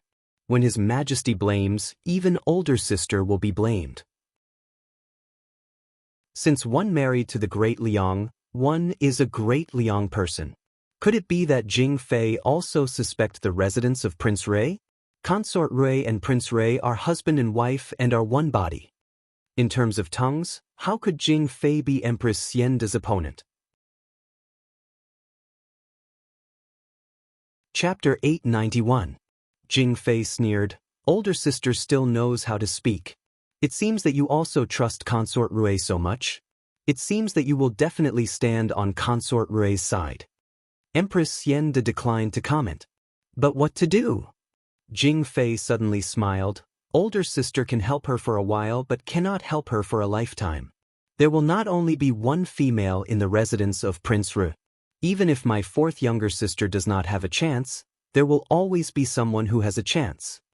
Looking at Empress Yenda's face, Jing Fei said, His Majesty can see that he does not like that Consort Rui. Empress Yenda said, the matters of the residence of Prince Rui is not something that you and I can intervene in. Prince Rui has his own plans. Younger sister also does not dare to volunteer. Jing Fei smiled. One just want to advise older sister. Older sister is not a bodhisattva. Even if one is so kind that one would want to help, one still need to see if one has the ability. Older sister's today is Consort Rui's tomorrow. Finishing, it was as if she had gotten back her previous position as she proudly raised her head and left with the maids. The gentle smile on Empress Xianda's lips gradually sank and a trace of worry flashed in her eyes. In the carriage, Shen Miao asked, "What did the emperor talk to you about?" "Some trivial matters of the court," Xie Jingxing said. Shen Miao knew that if it was a trivial matter, Emperor Yonglu would not specially call Xie Jingxing over to talk. Without thinking, she could guess that it must be related to her. Today Emperor Yongli's attitude had already explained that he did not like Shen Miao and did not like Xie Jingxing to value Shen Miao. Perhaps it was because Shen Miao's identity was too sensitive, or perhaps Emperor Yonglu had a better choice. Seeing that Shen Miao did not speak, Xie Jingxing turned his head and pinched her face. "But today you made me look at you in a different light." It seems that one had not seen such a fierce look for a long time. "Fierce?" Shen Miao asked in reply. "Otherwise?" Xie Jingxing sighed and said as if he was reminiscing, "At the beginning in Mingqi, when I saw you in Wulong Temple, I thought that the young lady of the Shen family was really fierce. One do not know which young master would be unlucky to marry such a tigress back." Shen Miao looked at him calmly. "Do you want to quarrel?" Xie Jingxing's lips curled up as he said, "That's right. This is how my Xie family should be." Shen Miao was interrupted by him and the displeasure that Xie Jingxing concealed from Emperor Yongli's words disappeared. She said, "It is fine if you do not tell me what the emperor told you, but what kind of person is Jing Fei? His Majesty seems to dote on her a lot, but—" She deliberated over her words, "I don't see anything special about her." Xie Jingxing almost laughed out. Previously Consort Jing said that Shen Miao did not look special, and now she returned it back in its original form. She really held a grudge. He said, "Consort Jing is General Lu's eldest daughter. General Lu is equivalent to your Shen family's position in Mingqi. Shen family Shen is to do the Shen to one. To Liang, Shaoxing, Shen I Liang the Fei Ming the Ming to the Fei the Ming I the Xing the King. To each to Shen to Wei. 2. Liang is to do is. Liang is. 2 to do. When Xie Jingxing spoke to hear, a trace of coldness flashed in his eyes. Looking at Fei Jing's attitude in the inner palace, one would know what kind of attitude the Lu family has in Longyi. Shen Miao said, "The women in the inner palace did not just represent a single woman. They also maintained the family's reputation and strength. The women in the harem often represented more than just a woman. They also maintained the reputation and strength of a family. The women in the inner palace represented more than just a woman. They also maintained the family's reputation and strength. It would not be enough to just rely on pampering. Just like her in the previous lifetime, if not for the Shen family behind her, Fu Xiuyi would not even take a look at her. The reason why Mei Foran could give birth to Fu Sheng, who was close to the crown prince, other than Mei Foran's own means, it was also because of her brilliant and outstanding brother who earned a lot of meritorious services. Chapter 892. Thinking of Mei Foran, Shen Miao was suddenly startled. In the previous lifetime, Mei Foran appeared after Fu Xiuyi ascended the throne a few years later when she went to the Qin country.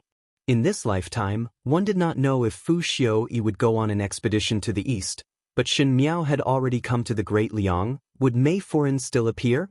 Xie Jingxing did not notice that Shen Miao was distracted and praised, "Not bad. Jing Fei is arrogant and the Lu family is arrogant. Imperial Xiong has the intention to suppress them, but he has to take it slow. Is there no checks and balances?" Shen Miao asked.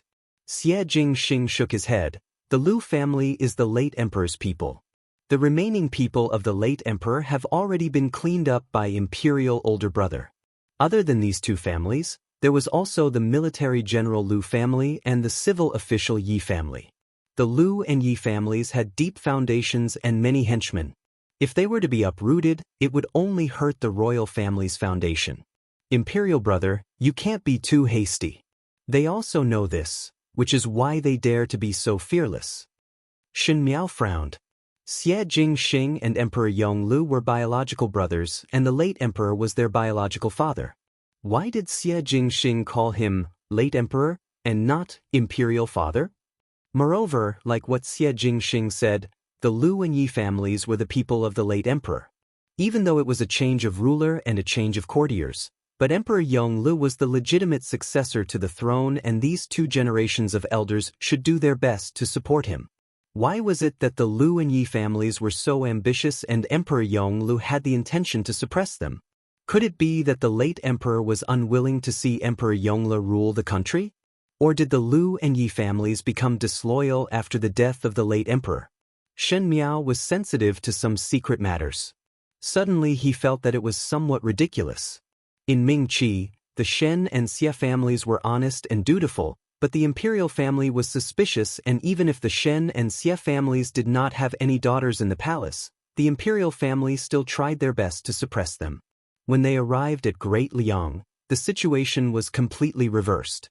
The treacherous officials were arrogant, but the imperial family had no choice but to compromise and slowly plan. Which family does the Empress belong to? Shen Miao asked. It is the Ku family. Xie Jingxing said, the Ku family is a historian. Shen Miao was surprised for a moment. Official historian. Official historian has light authority and no real power. The emperor is willing to marry official historian's family's young lady and even made her the empress. It is evident that he loves the empress very much. Xie Jingxing declined to comment. But, she then said, since there is the empress in your heart, why did you allow Jing Fei to be disrespectful to the empress? Since Jing Fei dared to be disrespectful to the empress, it was clear that she was influenced by the emperor. If Emperor Yongle loved the empress, then because of his love for the empress, no matter how arrogant Jing Fei was, she wouldn't dare to be disrespectful to the empress. But since Jing Fei dared to rudely argue with the empress, she clearly knew that Emperor Yongle wouldn't blame her for this. Since he wasn't willing to marry her for the sake of power, why couldn't he do the simplest thing of protecting her? Xie Jingxing smiled faintly. Imperial older brother and I are different. He then caressed her head. Imperial saw, and you are also different. Shen Miao waved his hand away and said, so the fourth young lady of the Lu family is in love with you? Xie Jingxing was startled before smiling. Why are you still jealous? But there is one thing that is very strange. Shen Miao said to herself, if the Lu family want to control the court or show their ambition, they have already sent a daughter into the palace and the goal has been achieved, so why send another young lady over? Moreover, Shen Miao looked at him, even if it was sent, why send it to you? You are only Prince Rue and not the emperor. The daughter of the Lu family would not want to control all the imperial brothers in the palm of her hand, right? She was stunned when she looked up. Xie Jingxing looked at her deeply and she could not understand the meaning in his eyes. Before she could ask, Xie Jingxing had already pulled her to the front and his hands were around her waist. He buried his head on Shen Miao's shoulder and half-hugged her. Chapter 893. His low grumbling voice with a smile was heard by her ear. If this goes on, I will not have any secrets in front of you. Secrets? Shen Miao's heart moved. What did she say correctly? You still have secrets from me? She deliberately asked. Don't you also have secrets from me? Xie Jingxing said. She paused and Xie Jingxing let go of his hand and stared at her eyes. His lips hooked up but his eyes were firmly locked onto her, making her somewhat breathless. He said, how about exchanging? My secret to exchange for your secret? Shen Miao's heart fiercely shook but she quickly reacted and turned her head away. I do not want to know your secret. Xie Jingxing made an "oh" sound and smiled. Anyway, you have the ability to find it yourself, right? Shen Miao turned her head back and looked at him without saying a word. Xie Jingxing lazily said, my secret, you have the ability to find it yourself. Your secret? Do you think that I do not know? Shen Miao was somewhat flustered in a moment. She had a secret from her previous lifetime. But she did not have the courage to say it to anyone. Even if it was Shun Qiu, Shen Exan or Luo Shuiyan, she still kept silent and did not dare to reveal a trace of it. Not to mention the matter of the strange powers and gods, others would think that she was crazy. She was only afraid that no one would believe it if she said it, and was even more afraid that others would look at her with a strange gaze. Would they blame her if she was too stupid and cowardly, causing the death of her own children and family? Shen Miao did not dare to try. Then if Xie Jingxing knew that she had married before and became Fu Xiuyi's wife, and had contributed to Fu Xiuyi's empire, how would he look at her? Shen Miao once thought that she did not care how others looked at her. But at this moment, she suddenly felt some fear. She did not want Xie Jingxing to look at her like an enemy. Her strange expression was seen by Xie Jingxing. Xie Jingxing's eyes deepened, but he sighed softly and hugged her again. I do not like to be forced. If you do not want others to know, I will not ask, he said. But do not let me wait for too long. After returning to the residence of Prince Rui, Xie Jingxing quickly went out again. He always had a lot of things, so Shen Miao did not question further. Now she was not even clear about the layout of the Great Liang, and after Xie Jingxing explained to her about the Lu and Yi families in the carriage, it made her realize that there was no difference between the Great Liang and Mingqi. Although on the surface, it seemed that the country was prosperous and the people were strong and peaceful, but hidden under the peace, there were probably more undercurrents surging. Because the Great Liang's country was bigger, correspondingly, the ambition of the people below was also bigger. After all, Emperor Yonglu and Xie Jingxing's attitude towards their father was also very strange. There seemed to be a lot of origins involved in this. Shen Miao remembered that when she first met Xie Jingxing in Mingqi, Xie Jingxing seemed to be searching for something several times. When she was in the general's mansion, she even happened to see the fire she threw in the ancestral hall. In the secret chamber of Prince Yu residence, Xie Jingxing and Gao Yang seemed to have obtained something. But what was that thing? Shen Miao originally thought that it was the military defense map, but thinking that the military defense map would most likely not be placed in the general's residence and Prince Yu residence's secret chamber, as for what it was, she did not know. As she thought about it, she thought of another matter. Pei Lang followed Xie Jingxing's troops all the way to the Great Liang, and the main reason for him to come to the Great Liang was to avoid Fu Xiuyi's pursuit. Lu Ying was also brought along. Lu Ying was easy to settle, but Pei Lang, even though Pei Lang looked modest, he was actually proud and arrogant. Originally it was because of Lu Ying that he worked for her, but after being suspected by Fu Xiuyi, he risked his life to protect her. This made Shen Miao have no other reason to ask Pei Lang to do anything for her. Chapter 894. Finally, Shen Miao stood up and walked out of the room, deciding to talk to Pei Lang face to face. Pei Lang's room was arranged in the last room on the east side of the residence of Prince Rui, and the environment was not bad. The residence of Prince Rui was very big and it was not difficult to make room for a courtyard, thus Pei Lang's treatment was not bad. It was just that one did not know if it was intentional or unintentional, but it was opposite to Shen Miao's place and became the furthest distance in the entire residence of Prince Rui. When Shen Miao came to Pei Lang's courtyard, Pei Lang was sitting in the courtyard playing chess, and beside him stood two green-clad maids. Both of them were beautiful like the moon and the flowers. Both of them were pouring tea for Pei Lang from time to time, and their eyes would occasionally land on Pei Lang. Even though it was restrained, there was an inexplicable feeling flowing in their eyes. When this scene fell into Shen Miao's eyes, she felt that it was very strange. She stopped her footsteps and looked at it from afar, but her mind was thinking about the matters of the past lifetime. In the past lifetime, Pei Lang had unlimited talent, and after Fu Xiuyi ascended to the throne, he supported him to be the country's tutor. Pei Lang himself was also handsome and proud and would often wear a green robe. He had a modest and aloof look and indeed had some sage-like demeanor. The officials knew that he was deeply trusted by Fu Xiuyi and did not dare to be enemies with him. In the entire Mingqi, Pei Lang was considered to be very famous. But he was also very young and looked very good. Fu Xiuyi once tried to bestow a minister's daughter to him as a wife but was tactfully declined by Pei Lang. Such a talented person most likely had his own temperament and was a sentimental person. Fu Xiuyi thought that Pei Lang would not like to be arranged by others and thus followed him. Before Shen Miao went to the Qin country to be a hostage, her relationship with Pei Lang was not bad, and she once asked him if he had a young lady that he admired. At that time, how did Pei Lang answer? Shen Miao's expression was somewhat absent-minded. Pei Lang said, "Your ladyship, this official's ambition is not here." These 4 words "not here" seemed to be the opposite of the south and the north, but in fact it clearly showed some of Pei Lang's attitude. Pei Lang's temperament was very rational, so rational that when he helped Fu Xiuyi to make a decision, he would eliminate any possibility of emotions to ensure that there would not be any accidents in the outcome. Speaking of which, until Shen Miao died in the past lifetime, Pei Lang was always alone and there was no news of any young lady that he admired. Now that Pei Lang was standing with the 2 females, Shen Miao was somewhat absent-minded.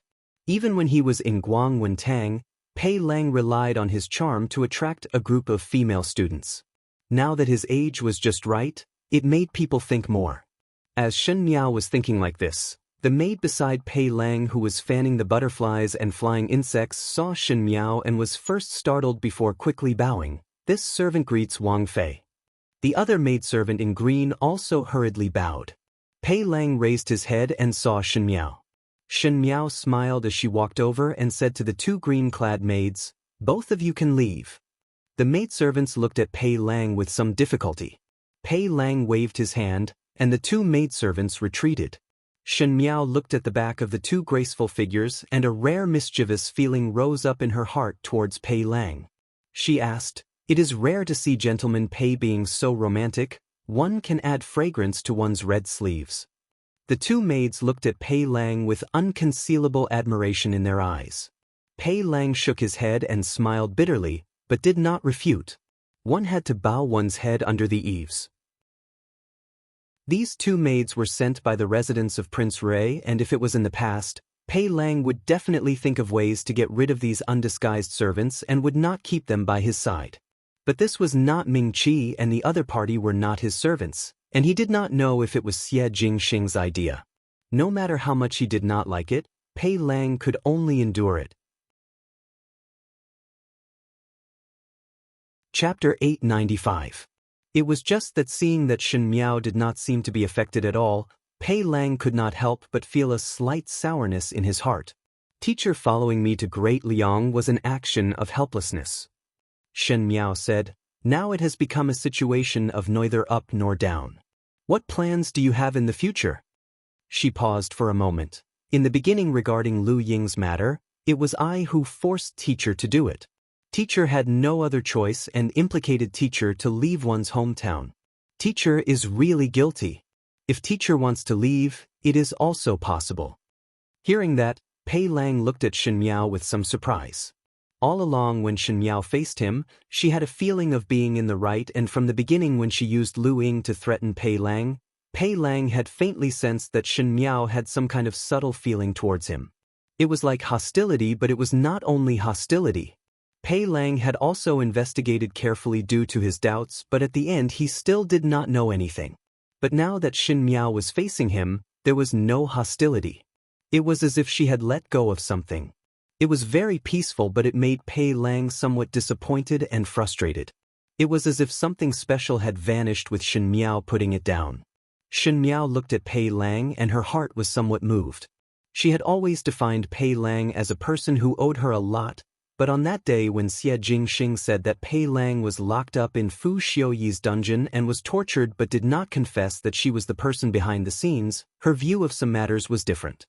Shen Miao knew how Fu Xiuyi punished the traitors, and in that situation, Pei Lang did not confess her identity, thus Shen Miao could not say what kind of feeling she had.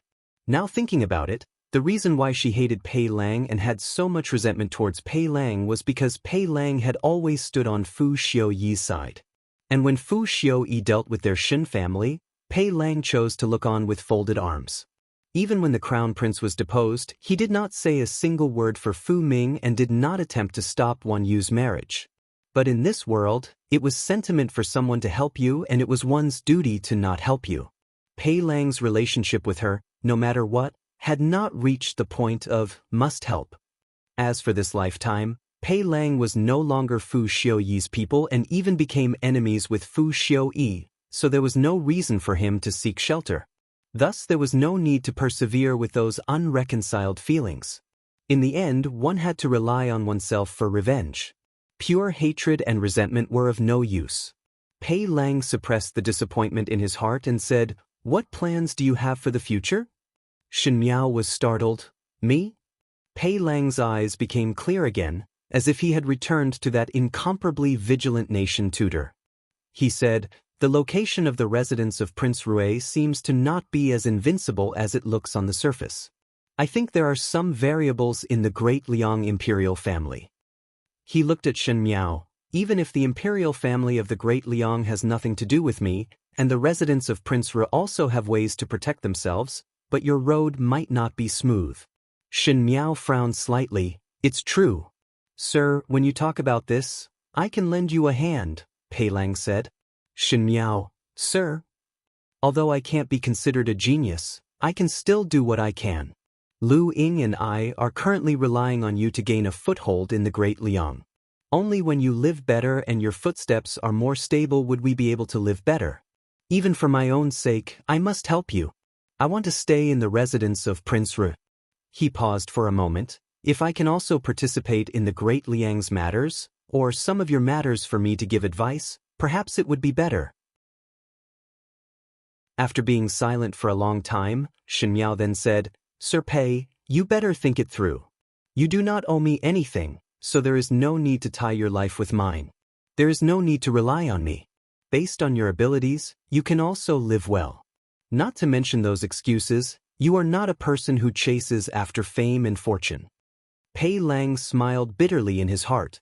Shen Miao seemed to understand him very well, even more than he understood himself. Even he himself did not know when he had this inexplicable obsession, but he stubbornly did not want to draw a clear line with her. He said, "My choice is this." Shen Miao took a deep breath, and just as she was about to speak, she saw Jingzhe walking in from outside. One did not know where she took out a beautifully decorated invitation. "Friend, Kai Xia banquet invitation has been sent over, saying that it is Prince Rui's consort. This servant will receive this invitation. Fern can take a look." Shen Miao just came to the Great Liang and someone came to send an invitation. This was her first time appearing in the circle of Long Ye's noble Furens, so it was obvious that the other party had ulterior motives. She asked, "Who sent the invitation?"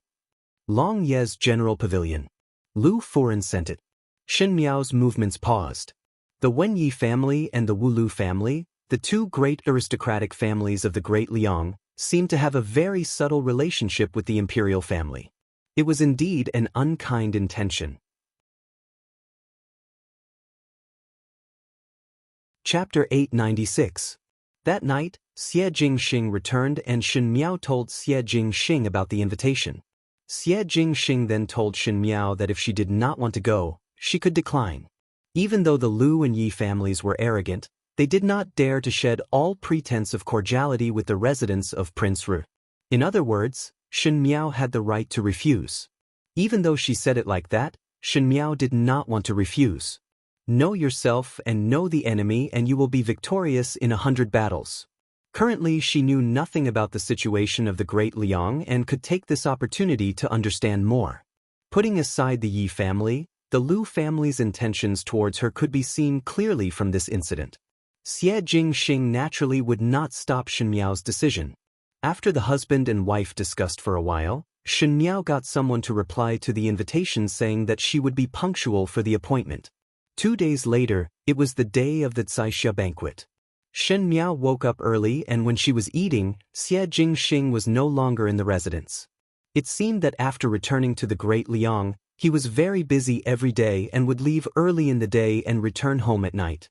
This imperial city was not as peaceful as it looked on the surface and Shen Miao deeply agreed. Jingzhe combed Shen Miao's hair. After she came to the residence of Prince Rui, for convenience, she still used her own personal maid.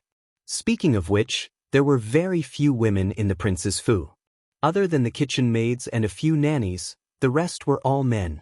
Heard from Uncle Tang that after Xie Jingxing returned to the Great Liang 2 years ago and was conferred the title of Qinwang, he had caught a few spies dressed as maids in the Qinwang residence. He probably felt that the more women there were, the more trouble there would be, and the easier it would be for people with bad intentions to take advantage of them. In the end, the entire prince's residence simply stopped adding more women. However, it was precisely because of this that the prince's mansion was like an impenetrable fortress. For so long, the people outside were jealous and envious, but they couldn't find an exit. Guyu said, "This is Foreign's first time attending a banquet in Longyi, so one must dress up beautifully." When others see Foreign like this, they would not say anything more and Foreign would definitely give our Ming-Chi face. In Longyi, Xie Jingxing was considered to be very awe-inspiring. When Jingzhe and Guyu went out to buy things, they heard people discussing that it was Shen Miao who had accumulated good fortune in her previous life that she was able to marry Prince Rue in this lifetime. Jingzhe and Guyu were extremely unconvinced when they heard it. How was their family's young lady bad? Even in Ming-Chi's Ding capital, she was one of the top young ladies. Not to mention that she was intelligent, her temperament was also kind and her bearing was not inferior to a princess. How could it be said that she was climbing up? However, one's mouth could not win against others, so one might as well use facts to slap one's face. Guyu thought that this time when Shen Miao went to shock everyone, those people would no longer make irresponsible remarks. "Why do you mind that?" Shen Miao laughed in spite of herself. "They said that it was to make their hearts feel better and would not affect us." "Friend, what Guyu said is right." Jingzhe was picking hairpins for Shen Miao from the jewelry box as she said, "The limelight cannot fall below others." Just as they were speaking, one heard Uncle Tang knocking on the door from outside. Shen Miao motioned for him to come in and saw a young female following behind Uncle Tang. She looked to be younger than Shen Miao and was slightly plump. Most likely it was because of her young age, but she was extremely likable with a pair of smiling eyes and her lips were wide open, white and tender. In a moment, Shen Miao thought of Su Ming Lang. But it was a female. Today Foreign is going to Kai Xia's banquet. Uncle Tang smiled. Young master had instructed to find a familiar person for Foreign to give pointers. This old servant went to bring Ba Jiao young lady over. Foreign will bring Ba Jiao young lady along as a maid so that if one were to meet an unknown person, Ba Jiao young lady would explain to you. Shen Miao smiled, thanking Uncle Tang.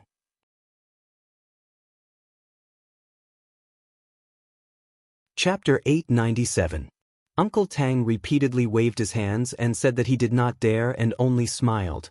Initially thought that Foreign would not accept the invitation but did not expect that Foreign would accept it. Foreign has such courage. This old servant admires. When an ordinary person came to a completely unfamiliar place, their heart would always be a little timid. Not to mention an official's young lady, even if it was a courageous person when one just arrived, one would need a lot of courage to go to a place full of strangers when one was not familiar with the environment. Moreover, one knew that the other party's intention was not good. Just going to eat tea and chat. Shen Miao said lightly, "There is no need for courage." Uncle Tang nodded his head. Exactly. Exactly. His gaze toward Shen Miao was more satisfied. He gave a few more instructions before retreating. Shen Miao looked at this octagonal Anise. Octagonal Anise stood upright and looked at her with a smile. This kind of expression was somewhat silly but made one feel that it was very cute. Today Shen Miao went to the Kai Xia banquet and it was indeed strenuous without anyone to guide her. If there was someone to explain by the side, it would save a lot of effort. Xie Jingxing was thoughtful and Shen Miao smiled gently.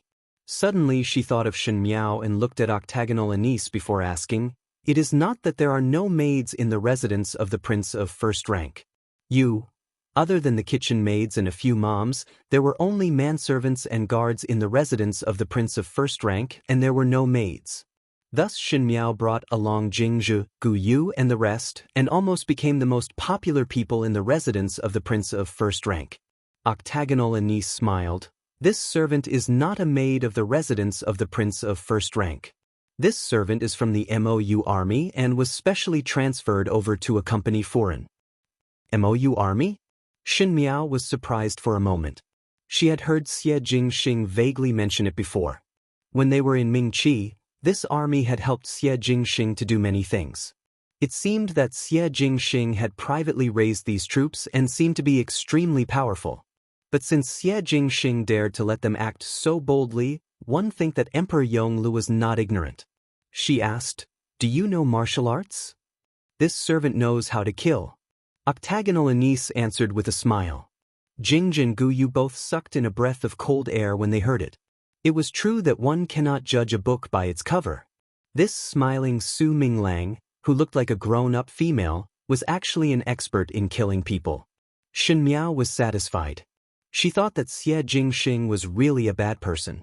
He gave the octagonal anise to her and let her go to the Kai Xia banquet. In other words, at least in terms of martial arts, she would not be at a disadvantage. Shen Miao said, "Since that is the case, then follow me. Jingzhe will stay in the residence and tidy up the storeroom with Bai Lu and Shuangjiang. Guyu, you and Ba Jiao will set off with me." Jingzhe was almost done packing but was told that she could not go. She felt wronged and was quite dissatisfied with Octagonal Anise. However, she was afraid that Octagonal Anise would kill her in a fit of anger. She reluctantly told Octagonal Anise to take good care of Shen Miao before leaving. When everything was ready, Shen Miao boarded the horse carriage and rushed to the Kai Xia banquet venue, the Lu residence. This time Shen Miao did not bring Mo Qing along. The guards that she brought along were all from the residence of Prince Ru. Naturally, she had her considerations. Mo Qing was after all a Ming Qi's person, but with the people from the residence of Prince Ru, it would make the other party somewhat fearful and would not easily make a move. It was just that one's mouth was happy and Shen Miao was the one who was least afraid of arguing with others. Longyi was different from the Ding capital. The territory of the Great Liang was closer to the east and was more sunny. Even the winter days were not as cold as the Ding capital, much less the summer.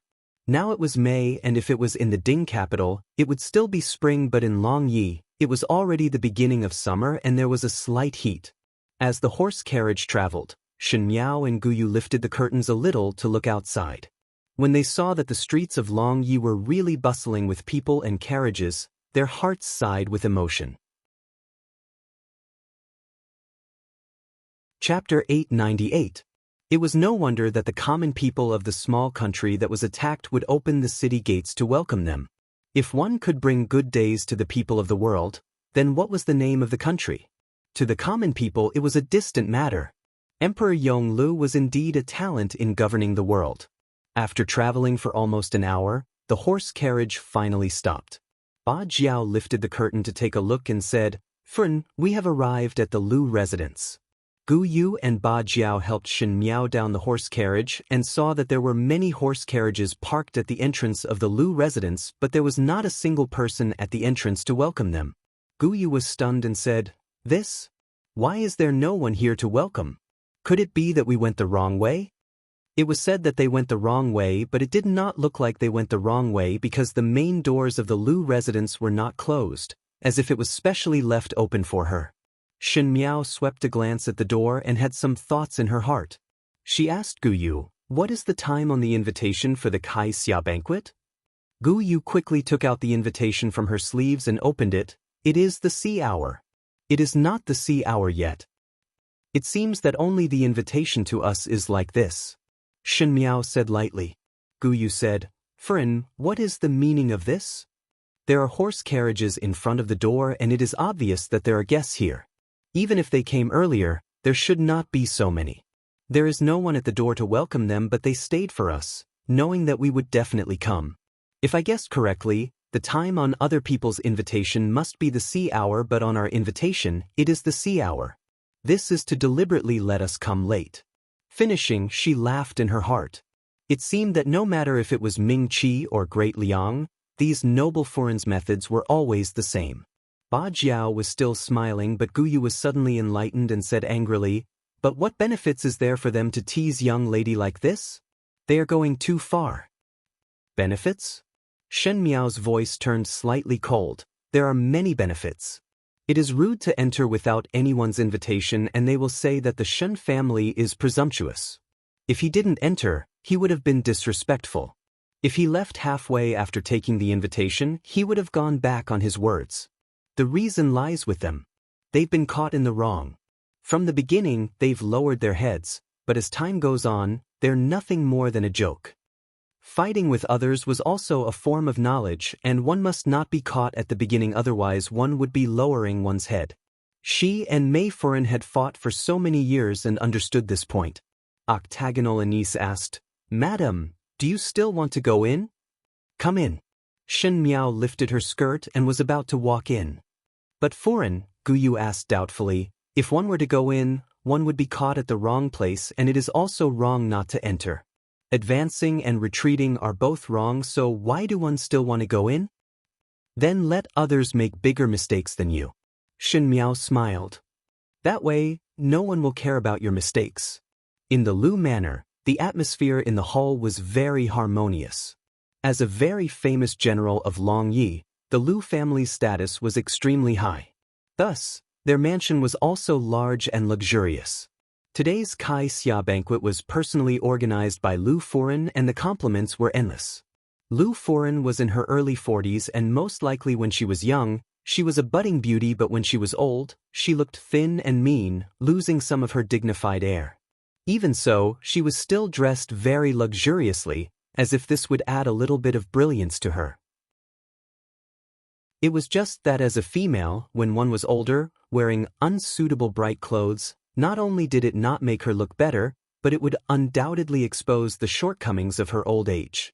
Lu Furan is really blessed.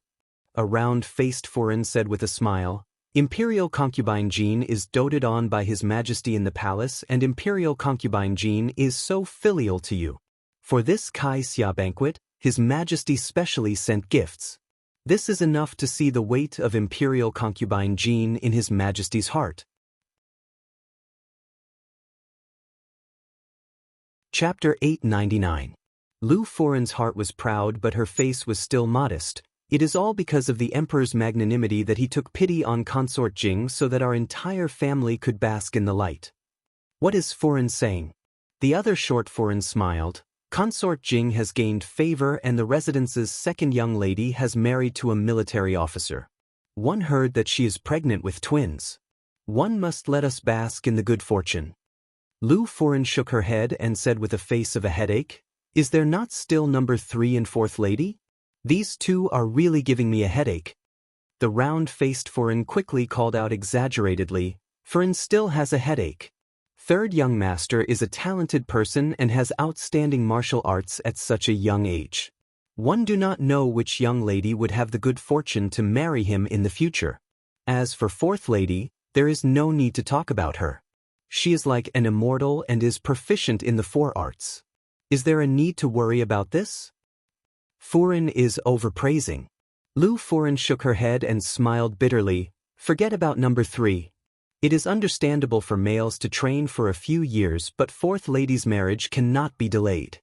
Now it really gives me a headache. Mother, you are making things up about me in front of other Furans again." A delicate female voice suddenly rang out. Everyone turned around and saw a young girl in the middle of the hall. This girl looked to be about 16 or 17 years old. She was wearing a light purple dress embroidered with butterfly patterns and 100 birds, and a cherry-colored lotus dress with a simple silk vest. Her hair was in a bun with a butterfly-shaped pearl hairpin. This young female was born to be charming and moving, and in addition to living like a princess, she had the natural brilliance of a rich young lady. With the red hairpin surrounding her, she suddenly looked radiant, as if she was a graceful butterfly fairy in the spring and was very eye-catching. This was the 4th young lady of the Lu family, Consort Jing's 4th younger sister, Lu. Lu Furan touched her head in pain. "How would I dare to make things up about our young lady one?" Lu pursed her lips and no longer spoke. She stood in the hall and there were other young ladies of official families in the hall, but compared to her, they seemed dull. Lu Wan'er's expression was arrogant as she looked around and said, "Why is that Ming Qi's young lady Shen not here?" Her voice was not low and all the Furans and young ladies in the hall heard it and started whispering. Lu Wan'er addressed Shen Miao as young lady of the Shen family of Ming Qi, but refused to address her as Consort Ru. This explained a lot of problems. In the beginning, everyone said that the 4th young lady of the Lu family was going to marry into the residence of Prince Rui to be a Qin Wang Fei. Lu Wan'er was also very satisfied with Prince Rui, but who knew that Shen Miao would appear out of nowhere. The Lu family was unhappy and Lu Wan'er was even more unreconciled. Today's Caixia banquet had an ulterior motive. However, most of these madams were just here to watch the show. Perhaps they still wanted to be on good terms with Lu Wanner. That young lady of the Shen family was in the limelight now, but she had no roots or foundation in Longyi. Who knew how far she could float? Prince Rui was in the prime of his youth. How long would he spend on a woman? All in all, that young lady of the Shen family did not look like she would have a good ending. Madame Lu said with a smile, perhaps he was delayed by something on the road. She is really putting on airs, Lu Wanner said unhappily. The other foreign and young mistresses are all punctual, only she is late. Are the rules of Mingqi dead? Just as she was speaking, one saw a young lady with a round face appearing outside. Everyone did not know when she came in. That young lady smiled. Excuse me, is this the Caixia banquet? Madame Lu was startled for a moment before smiling. Exactly. You are Prince Rui's consort? This servant is not. That smiling young lady said, the consort is here. As she spoke, she turned back and helped a young female in. Chapter 900. One did not know if it was because of the round-faced girl's contrast or because the Rui Wang Fei in everyone's imagination was too unbearable. In short, when that young female walked in, everyone was stunned for a moment. She wore a phoenix tail dress with lotus green butterflies and a white magnolia robe with purple and tassels in a bun. It could not be said to be very gorgeous, but it was definitely not simple. Long Yi official family's young ladies liked to eat and dress up the most, but her outfit complemented each other and looked very tasteful. On her head was only an embroidered phoenix-shaped hair ornament. It was a neat one, but it made the entire person look luxurious. This young female had crescent moon eyebrows, clear almond eyes, a small and straight nose tip, rosy lips and extremely delicate features. She looked like a very gentle person, but her chin was slightly raised, her back was ramrod straight, and she walked over with a slight smile on her face. Every step she took made people's hearts tremble. Involuntarily, people couldn't help but look up to her, as if she was an unattainable noble. Speaking of which, it was strange that today this Rui Wang Fei and fourth Lu young lady both wore purple dresses. Fourth Lu young lady's purple was light and Rui Wang Fei's purple was deep. A young female wearing light purple would look gentle and lively, but wearing dark purple would make one feel old and stiff. But today Shen Miao's purple was like it was tailor-made for her. There was a kind of luxurious beauty that could suppress the crowd. In comparison, fourth young Miss Lu's attire was like that of an actress in a proper venue. It was somewhat unpresentable. Lu Wanner had always paid attention to this point on normal days and had always been used to being the center of attention. She did not expect that the limelight would be snatched by others today, especially when this person was not others but Shen Miao, who had snatched her position as Rui Wang Fei. Lu Furen's eyes flashed and smiled. Wang Fei has finally arrived. Furens are all waiting for you. Shen Miao smiled gently and said unhurriedly, one did not think that Furens would come so early. That invitation stated the time and I told His Highness about it. His Highness even let me leave earlier so as to not eat. One did not think that it was still late and it is my fault. It's all His Highness's fault. He didn't remind me that I should have left earlier. It should have been 7 o'clock would have been the best. Lu Furen's heart jumped as she did not think that Shen Miao would say it out without concealing anything. Sure enough, when the words were said, the surrounding Furens looked at her differently. Shen Miao was after all an outsider. Even though those Furens in Shen Miao and the Lu family were biased towards the Lu family. But to use this kind of childish, clumsy trick was always a little ridiculous in the eyes of others.